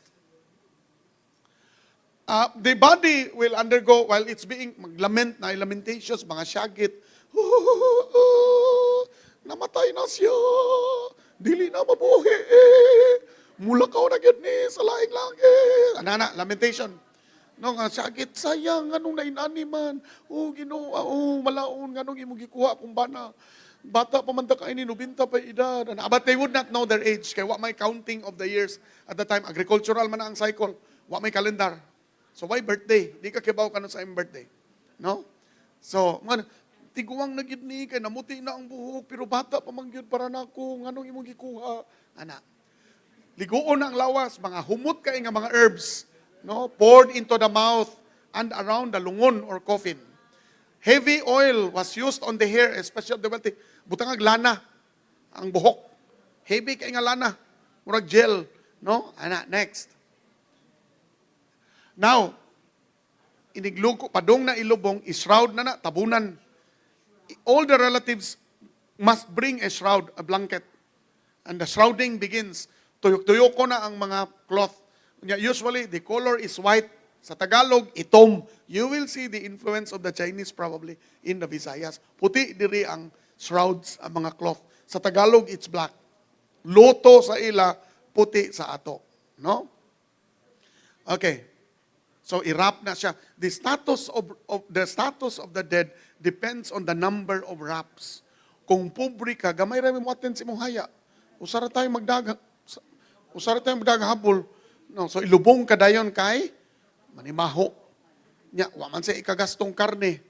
Tulo ra kalugas nga kamunggay. So lubong ra gyud kag dali. Whereas kung dato ka dagan kay huwata pa si Kuan Talpulano kay ang tuwa pa ning hike pagikas bukid nun musa kay pagbarko kabaroto magbugsay pagikan sa Sambuanga padung agoy 12 pa katu adlaw man ka naman imaho naman is lulong sa man nato manang sige hugasan kada adlaw hugasan lo agwanta lang gid lo ha humot ra gid ka.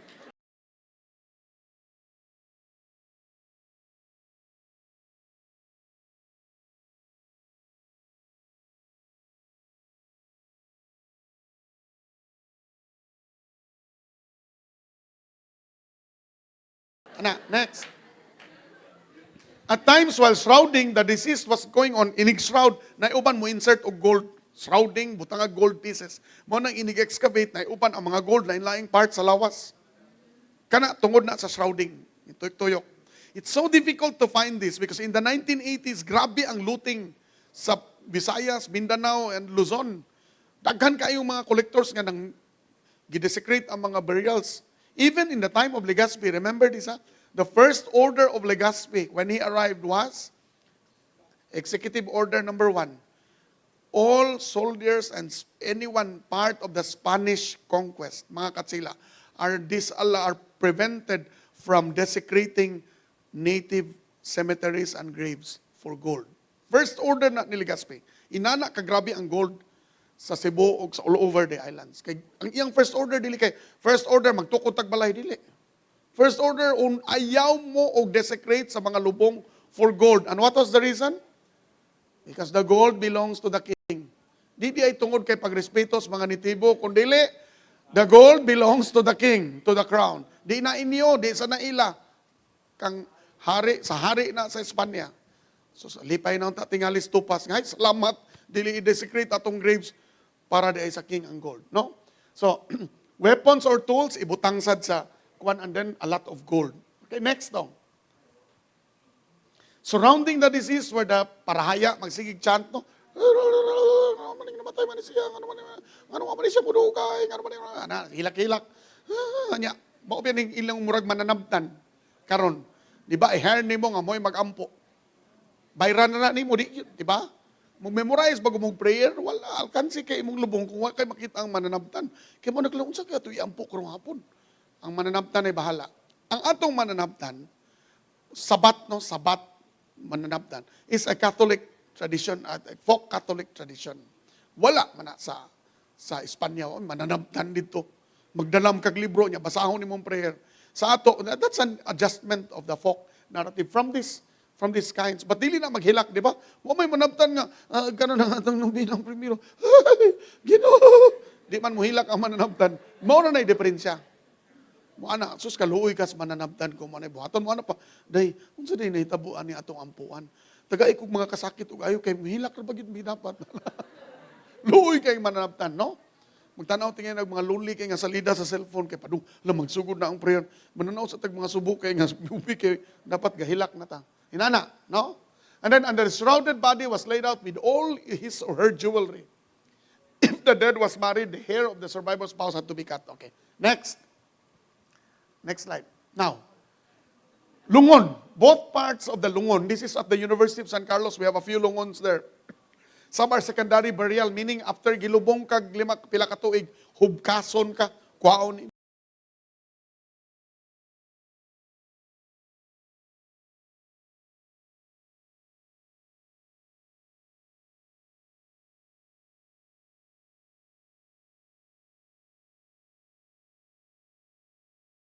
Lubong, imong lawas, imong bukog, limpyuhan, butangag pula nga clay powder, ibalik og sulod diha dados balay or sa cave.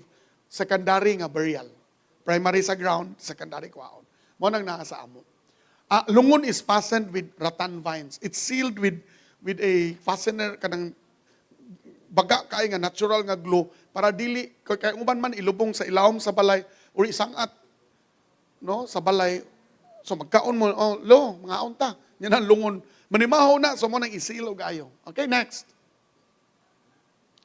At times, the more wealthy and powerful would actually prepare the lungon.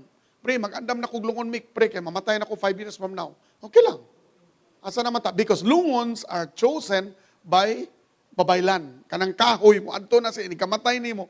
Ang babaylan mo, adto nag-forest mo, pili, ang sacred, kanang akani maayo. Buutan nga kahoy. Mao ni atong gamiton. So you have to prepare your wood. Even the wood itself has mystical symbolism, has meaning, no? Ana. Next. Ang pobre in town, ilubong ra og amakan. Kana, iporma og lungon, square gya, rectangle gyapon, pero amakan. Looy kayo. After mga 1 year, lata na gid na. No? Report ni Legazpi sa Mandawi, there was one storm, typhoon, nga naapektuhan ang Mandawi, kanang dapit City Hall, unya nang lutaw ang mga lungon nga daghan kay gold. This was in the 1560s, 1566, 1567.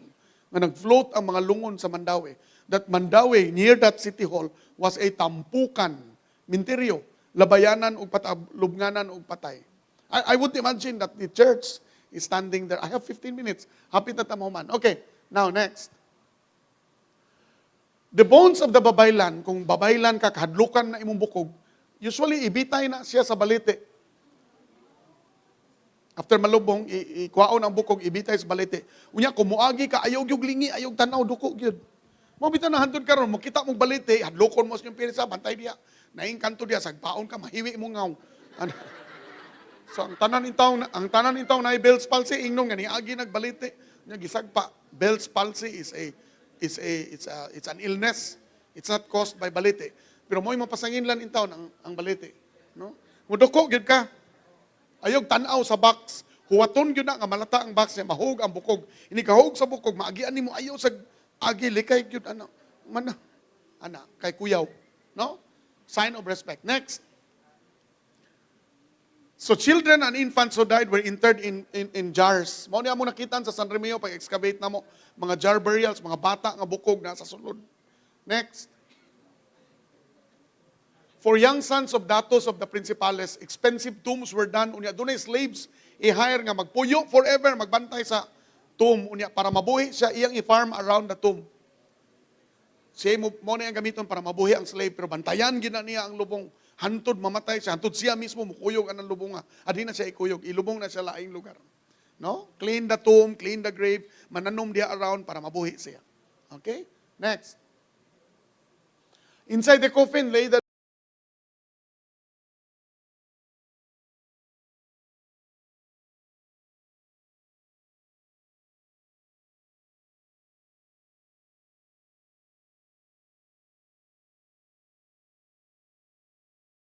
dead wearing rich clothes, best of gold ornaments, kanisas, SRP ni, gamay kay akong resolution. This was one of those that we got sa SRP na sa National Museum sa Manila. Ibalik ni nila once they have their National Museum here sa kaning Malacañang sa Sugbo.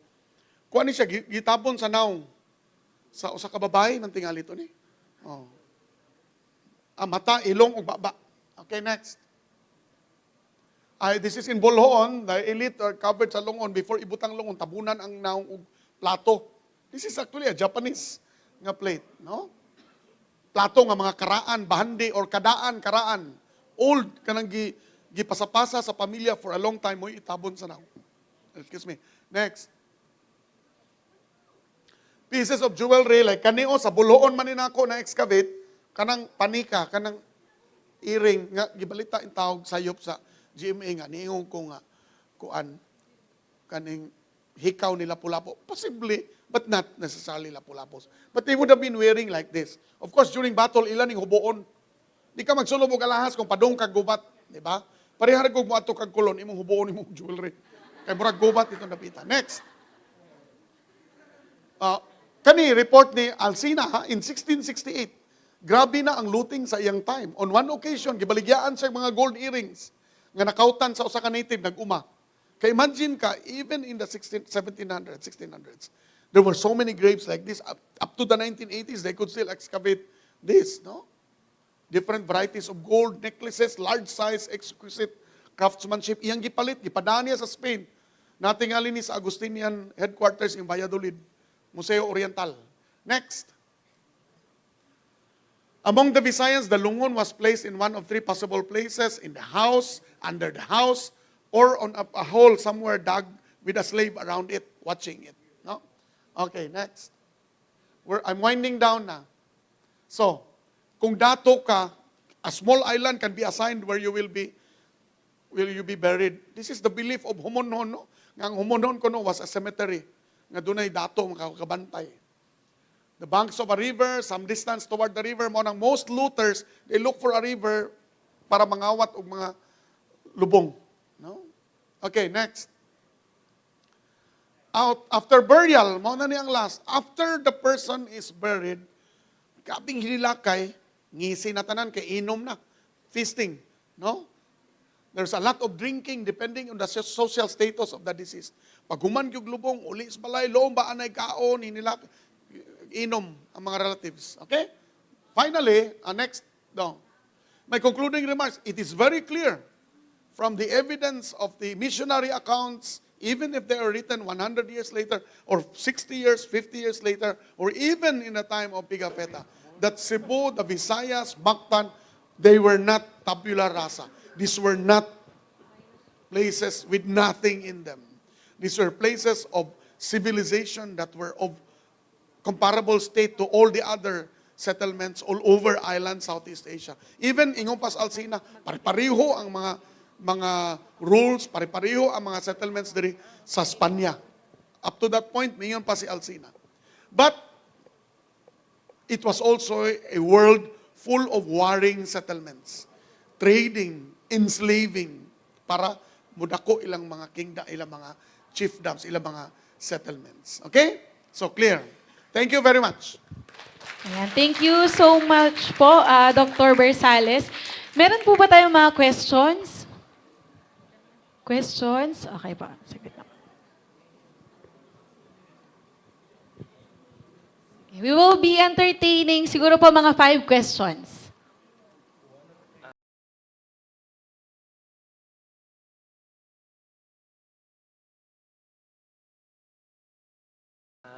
Yes, Good morning po. Good morning, sir.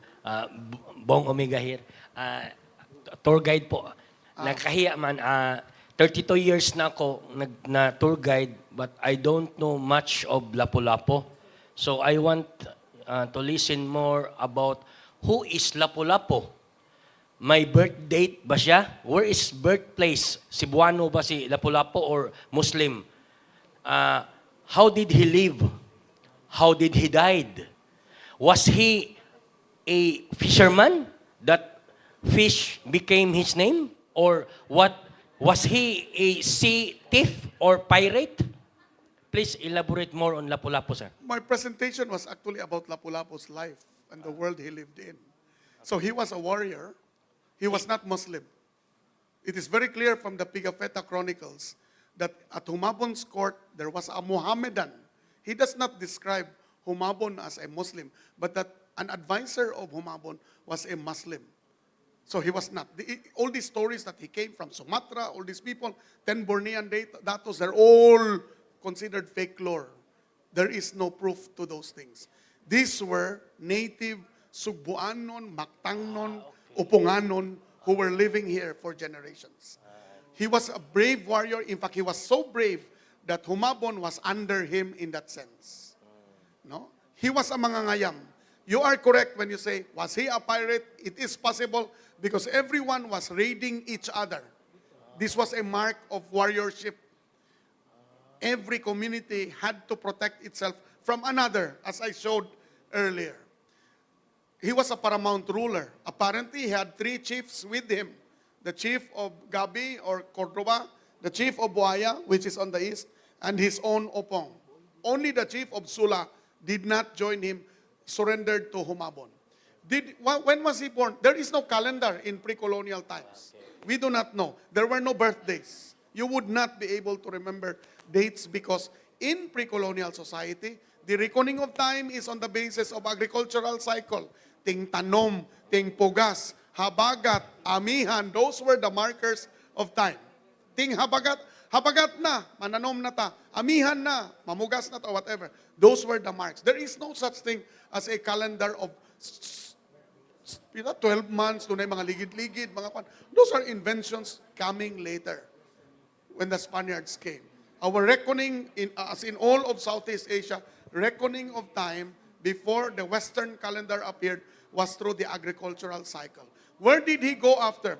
According to, I think, the Loaiza expedition, or one of the expeditions that came after Magellan to look for the survivors and to ask for apology to Lapu-Lapu. The King of Spain sent a letter of apology to the 4 other explorers that came after Magellan. The following year, 1523, I think Loaiza, 1525, Villalobos, and then there's another one, and then Legazpi. They all carried a letter of apology to be delivered to the chief of Mactan. It was never delivered. This Loaiza, I think, or was it someone else who said that after the battle, the people of Mactan, or Lapu-Lapu himself, fled to Leyte. Did not go to Sumatra. Sumatra is so far away. No, do not believe in the stories of the 10 Bornean datos or those things. They would have gone to other places along the way before coming to a very central place. Our fighter, Lapu-Lapu, was from this place, was born here, did not come from Malaysia. Do not delude yourselves that you need a warrior from another country or another place to fight for you. That is an insult to the Filipino and to Cebuanos and to the people of Opon. Our warrior was from here. Okay? He was also, whether you like it or not, he was not a Muslim. It is clear that even Mactan and the settlements were full of idols. That's not allowed in Islam. There are no images of Allah. It cannot be allowed. So therefore, they were not Islamized. 100 years later, if the Spaniards did not came, as I wrote in my column, the whole islands would have been Islamized had not the Spaniards arrived. Because there were attempts from Sulu for traders to convert, and they reported that gahi kuno kayo og ulo ang mga Sugbuanon o mga taga-Visayas, dili yun magpa-convert. No? Inaana. Okay? Okay, Next. thank you po. Another question po.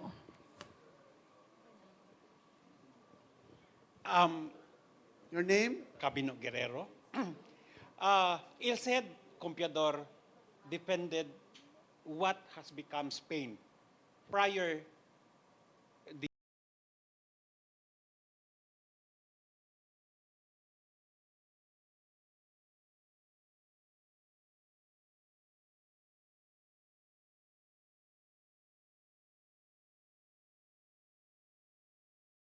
the establishment of Spain. In the same manner, El Cid Compiador, di ba, he fought against the invaders before Spain came about as Spain.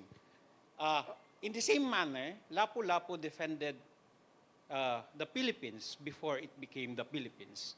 Yes. You could say that, yes. You could stretch the imagination like that, yes. In Spain, El Cid Compiador is regarded as the father El of Cid. Spain. Would it be right that we call Lapu-Lapu the father of the Philippines? Towards that context? If you want to stretch your imagination further, yes, you could actually claim that. But the name Philippines, rightfully, is a Spanish production. No? Las Islas Filipinas is how the Philippines were formed. It affects the way we are today. Diba? All these islands fighting against each other, warring against each other,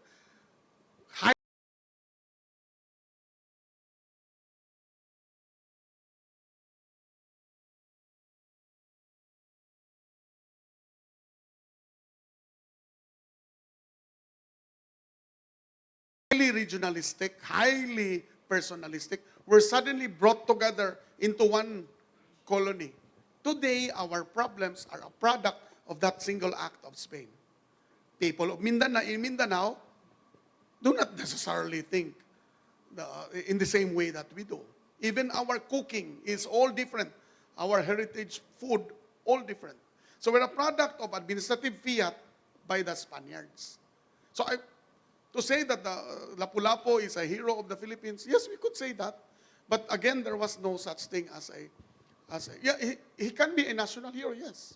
But that you must remember this, the act itself of the resistance was as an act of protecting territory. If you stretch that territory to the whole archipelago, then yes, you could actually say that. But the most basic act of Lapu-Lapu was to defend his sovereignty, his territory, while another did not. So the Humabon saw Magellan as an ally to help him expand his kingdom, his chiefdom, his settlement. And Lapu-Lapu saw that threat. No? You see that? So yes, you can actually take that. El Cid is claimed as a national hero to us, and in Kuwait, Spain, yes. You could stretch that imagination. Yes, why not? Yeah. All right. Sige po, may question pa po. Okay, last 3 questions po. Good morning. My name is Tour Guide Ronald. My questions goes to the battle, right? How did Magellan knew that the battle will happen in Barangay Mactan? Why not in Gabi? Yes. Yes. There were emissaries sent the day before. There were emissaries sent. And I am sure the people of Sola must have informed Humabon. The son of Sola went to Humabon, brought 2 goats days before. If you read Pigafetta, it's only a brief encounter, only of the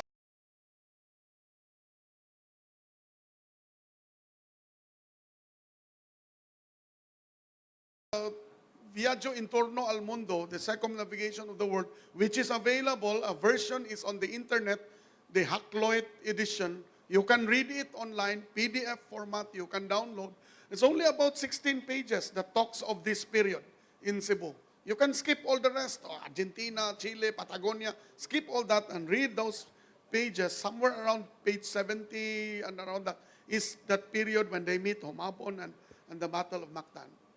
You will see that the son of Sola, chief of one of the chiefs, brought 2 goats and said, there is a guy here on Mactan who's preventing me from giving you more.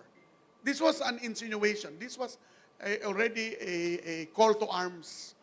And Magellan took it when he was advised by the king not to participate in local rivalries. And so who knows if Zola was sent by Lapu-Lapu really to provoke the battle? We do not know. If I were Lapu-Lapu, I would do that.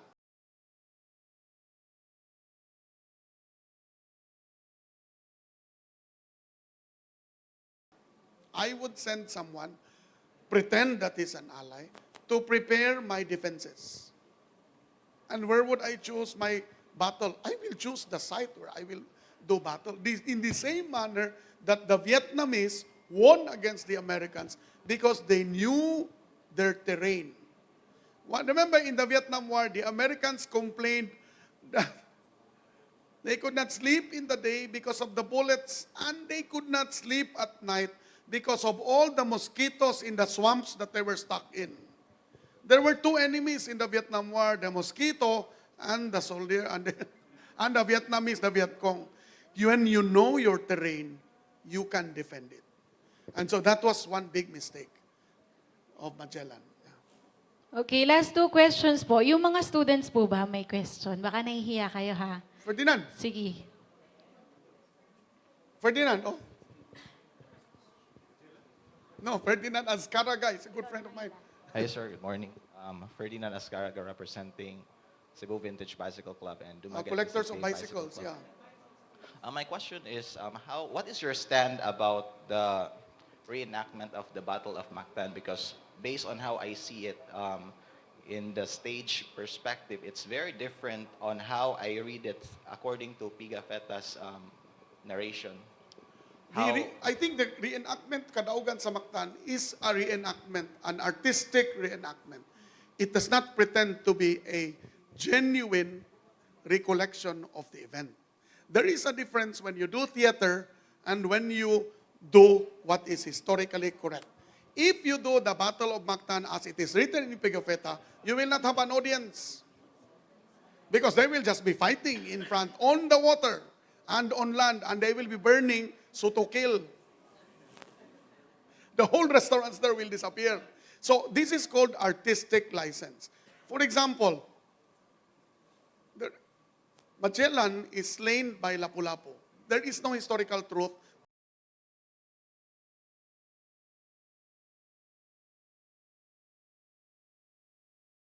To show that Lapu-Lapu was right there in the battle. He was watching from the sidelines. Commander man eh. He does not participate. He commands his people what to do. This is the strategist.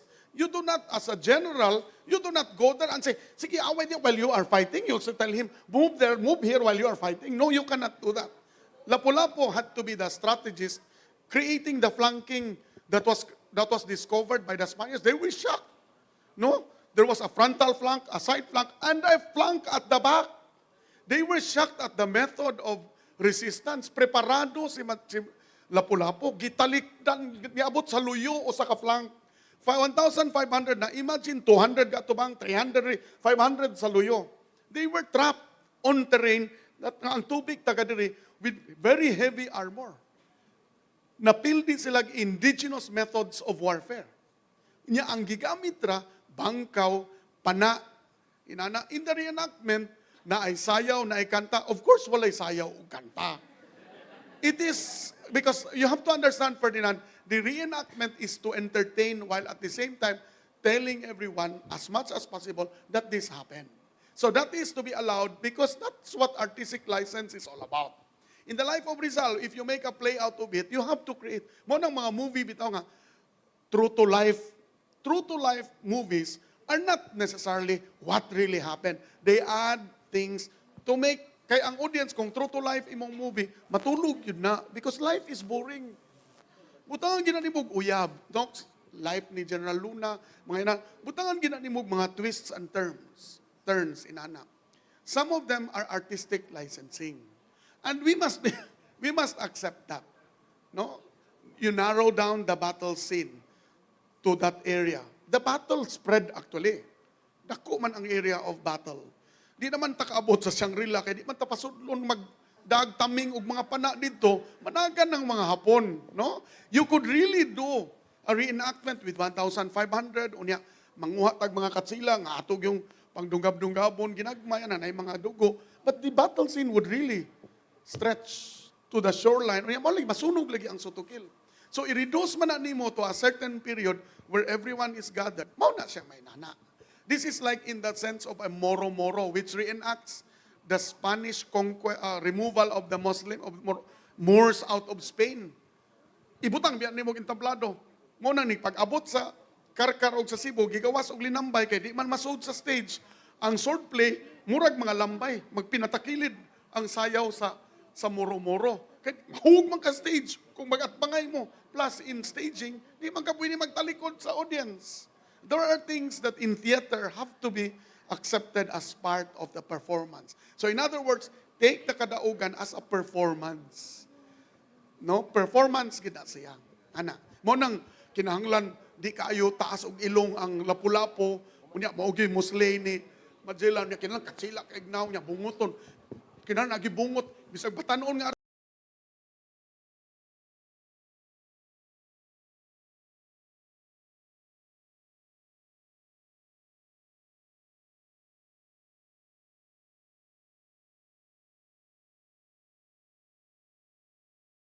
artista 20 ang edad, pabungutan kay kadaugan sa makta. Those are what we call artistic licensing. Ni konsulta man ko anak nila sa performance. I told them it's fine. You're not pretending that this is what happened. You're saying this is a performance. Okay. Okay, sige. Last question na lang po. If ever you have questions, sir, pwede po ba nila kayong kontakin through your Facebook account or Yes. social media account? So, if ever you still have question, sige. Sige po, sir. Go na po. Okay, good morning. Luis from Carolinian Historical Society. Sir, first of all, I would like to say thanks for the lecture. Thank you. Because my existing knowledge about Lapu-Lapu was, he was from Borneo and such, but it was clarified. And my question Yes. right now is, how true is it that there are archaeological evidences that Lapu-Lapu was 6 foot tall, and that's why he was chosen to be the chieftain of Mactan? How true is that he was 6 feet tall? There is no evidence, no archaeological evidence. Mactan was too looted already even by the 1970s. The site itself was looted even in the Spanish period.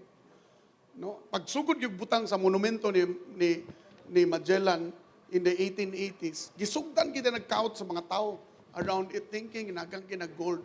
So wala evidence. Also, height is not a basis for bravery. Just because taas ka doesn't mean mahi ka mo duwag basketball. It is the same with warriorship. So I don't think height has to do with that. It's experience, it's strategy, it's mental capability to perceive things ahead of time, what will happen, and predict movements during. I'm sure you know the answer. That is not correct, it is false. But thank you for asking that, because that helps clear the air. No? Walay nakitaan nga lubong ni Lapu-Lapu. There was another katong na ay alho si Lapu-Lapu. Those can be allowed as part of folklore. In the 1930s, di ba? Si Osmeña gipresentahan og alho ni Lapu-Lapu, things like that. An alho like that does not survive 300 years. I don't think so. Thank you, sir. Thank you. Okay, sige, last question na po yun. Again, if ever you have questions pa po, yung mga hindi po namin napagbigyan today, pwede nyo pong i-message po si Dr. Jobers. Okay? Sige, bigyan po natin ng masigabong palakpakan si Dr. Jobers. Ayan, si Dr. Jose Eleazar Bersales. Ngayon naman po, tumungo po tayo sa awarding of certificates. By the way, yung certificates po namin ay written in Cebuano, kaya magpapatulong po ako sa isa sa ating mga part ng tourism office para basahin po ang ating Certificate of Recognition. At gusto ko rin po sanang tawagan si Ma'am Cindy, ang First Lady po natin sa Lapu-Lapu City. Si Ma'am Zina po, yung Division Chief po namin sa Historic Sites and Education Division. At si Ma'am Dr. Marilyn Andales. Ma'am, kung maaari po ay pumunta po dito sa unahan para mag-award po ng ating Certificate of Recognition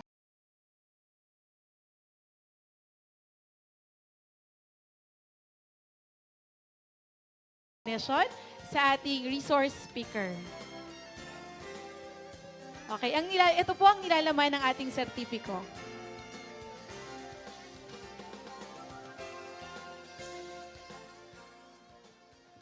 Sertipiko sa pag-ila kang Dr. Jose Eleazar Bersales, isip tigpamaba sa ikaduhang kinsentenaryong pakigpulong nga giuluhan og ang kalibutan ni Lapu-Lapu dinhi sa Hawanang Marigondon, Bellavista Hotel, Dakbayan sa Lapu-Lapu.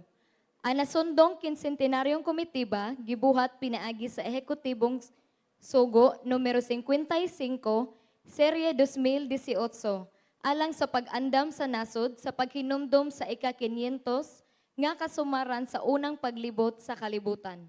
Ang kadaugan sa Mactan ug uban pang mga nahilambigit nga panghitabo gihimo ni ining ika-13 nga adlaw sa Setyembre tuig 2019.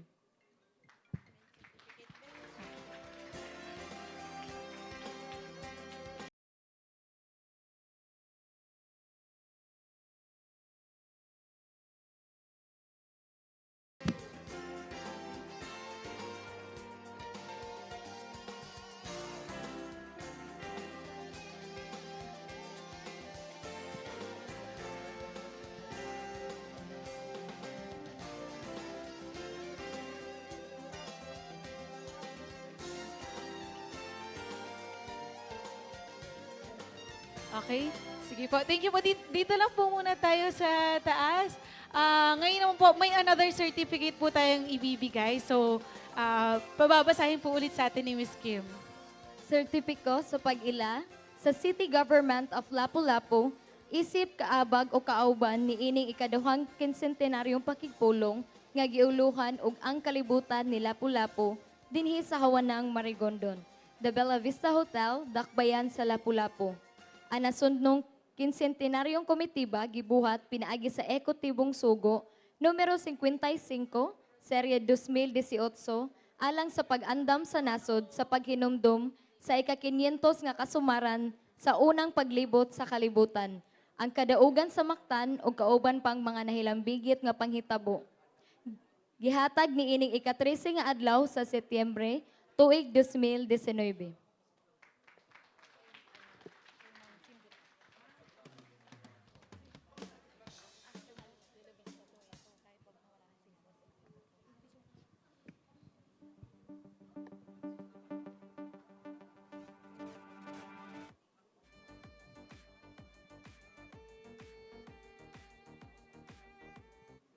Okay, sige. Maraming salamat po. Okay na po. Ayan, bigyan po natin ng masigabong palakpakan po si Dr. Bersales at si Ma'am Cindy for the City Government of Lapu-Lapu. Ayan. Ngayon naman po, para i-close po, isarado po ang ating programa, tinatawagan ko po ang ating Schools Division Superintendent ng Department of Education Lapu-Lapu City, walang iba kundi si Dr. Marilyn Andales. Daghang salamat ang akong amiga nga si Ayesha. Natong tanan, salamat sa inyohang pagahin sa inyohang panahon aron lang makatunan nato ug unsa gyud ang kinabuhi ni Lapu-Lapu. Binisaya gyud to ha. Okay, so we're very happy and thank you very much to the organizer. And of course, to our participants from the Department of Education, we have our students and teachers. And of course, we have our students and faculty from Lapu-Lapu City College. We also have our students as well as our teachers from Cebu Province Division and Cebu City Division. And of course, to our guests, my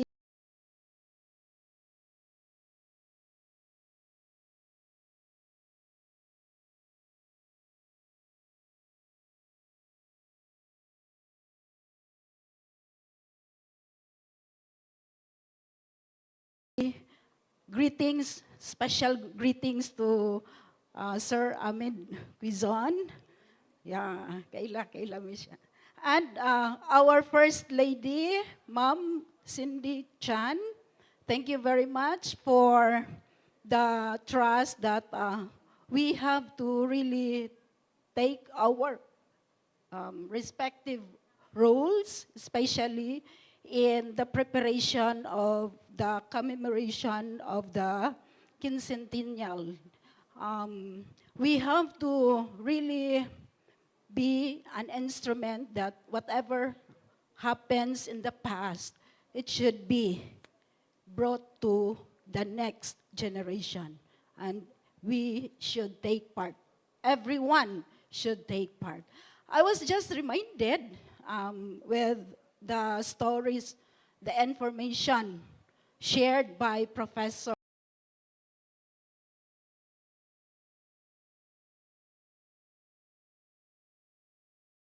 Bersales, as ato si Sir, I was reminded, I think it was mga 5 decades, mga 1970s. I was also involved. My parents brought me to the shore of Barangay Mactan. Nagunsa mi ato, nangubkob. No, nangubkob mi ato, naapil gyud ko ato, sir ha. Gamay pa to siya. So, sa dili pa mangubkob, giingnan yun mi nga, kinahanglan na ay iyamyam para makakuha mi og mga gitawag og ceramics. No, mamantay gi-share ganina sa mga ceramics. And of course, kanang gold. Unfortunately, wala mi nakakuha. Pero ang amo ang silingan, nga, sana, siguro nagyam-yam to, nakakuha to sila. So, it was an experience nga, kamo, wala mo, mga bata noon pa man. But then, ma-recall gyud. So, it should be part of our activity. Maybe, to ask different stories from people who were involved in those activities. Kaya daghan man tarong mga katiguangan nga, doon na sila ikasulti, kabahin atong unsay nahitabo atong mga panahon na. So it's just like that. We'll have to really appreciate what happened. We were also thinking of a presentation, especially in one of our activities this coming November.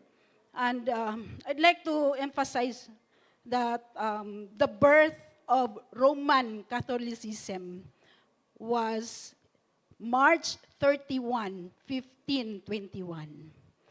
And the battle was April 27, 1521. That's why we will have our quincentennial celebration by 2021. And this is just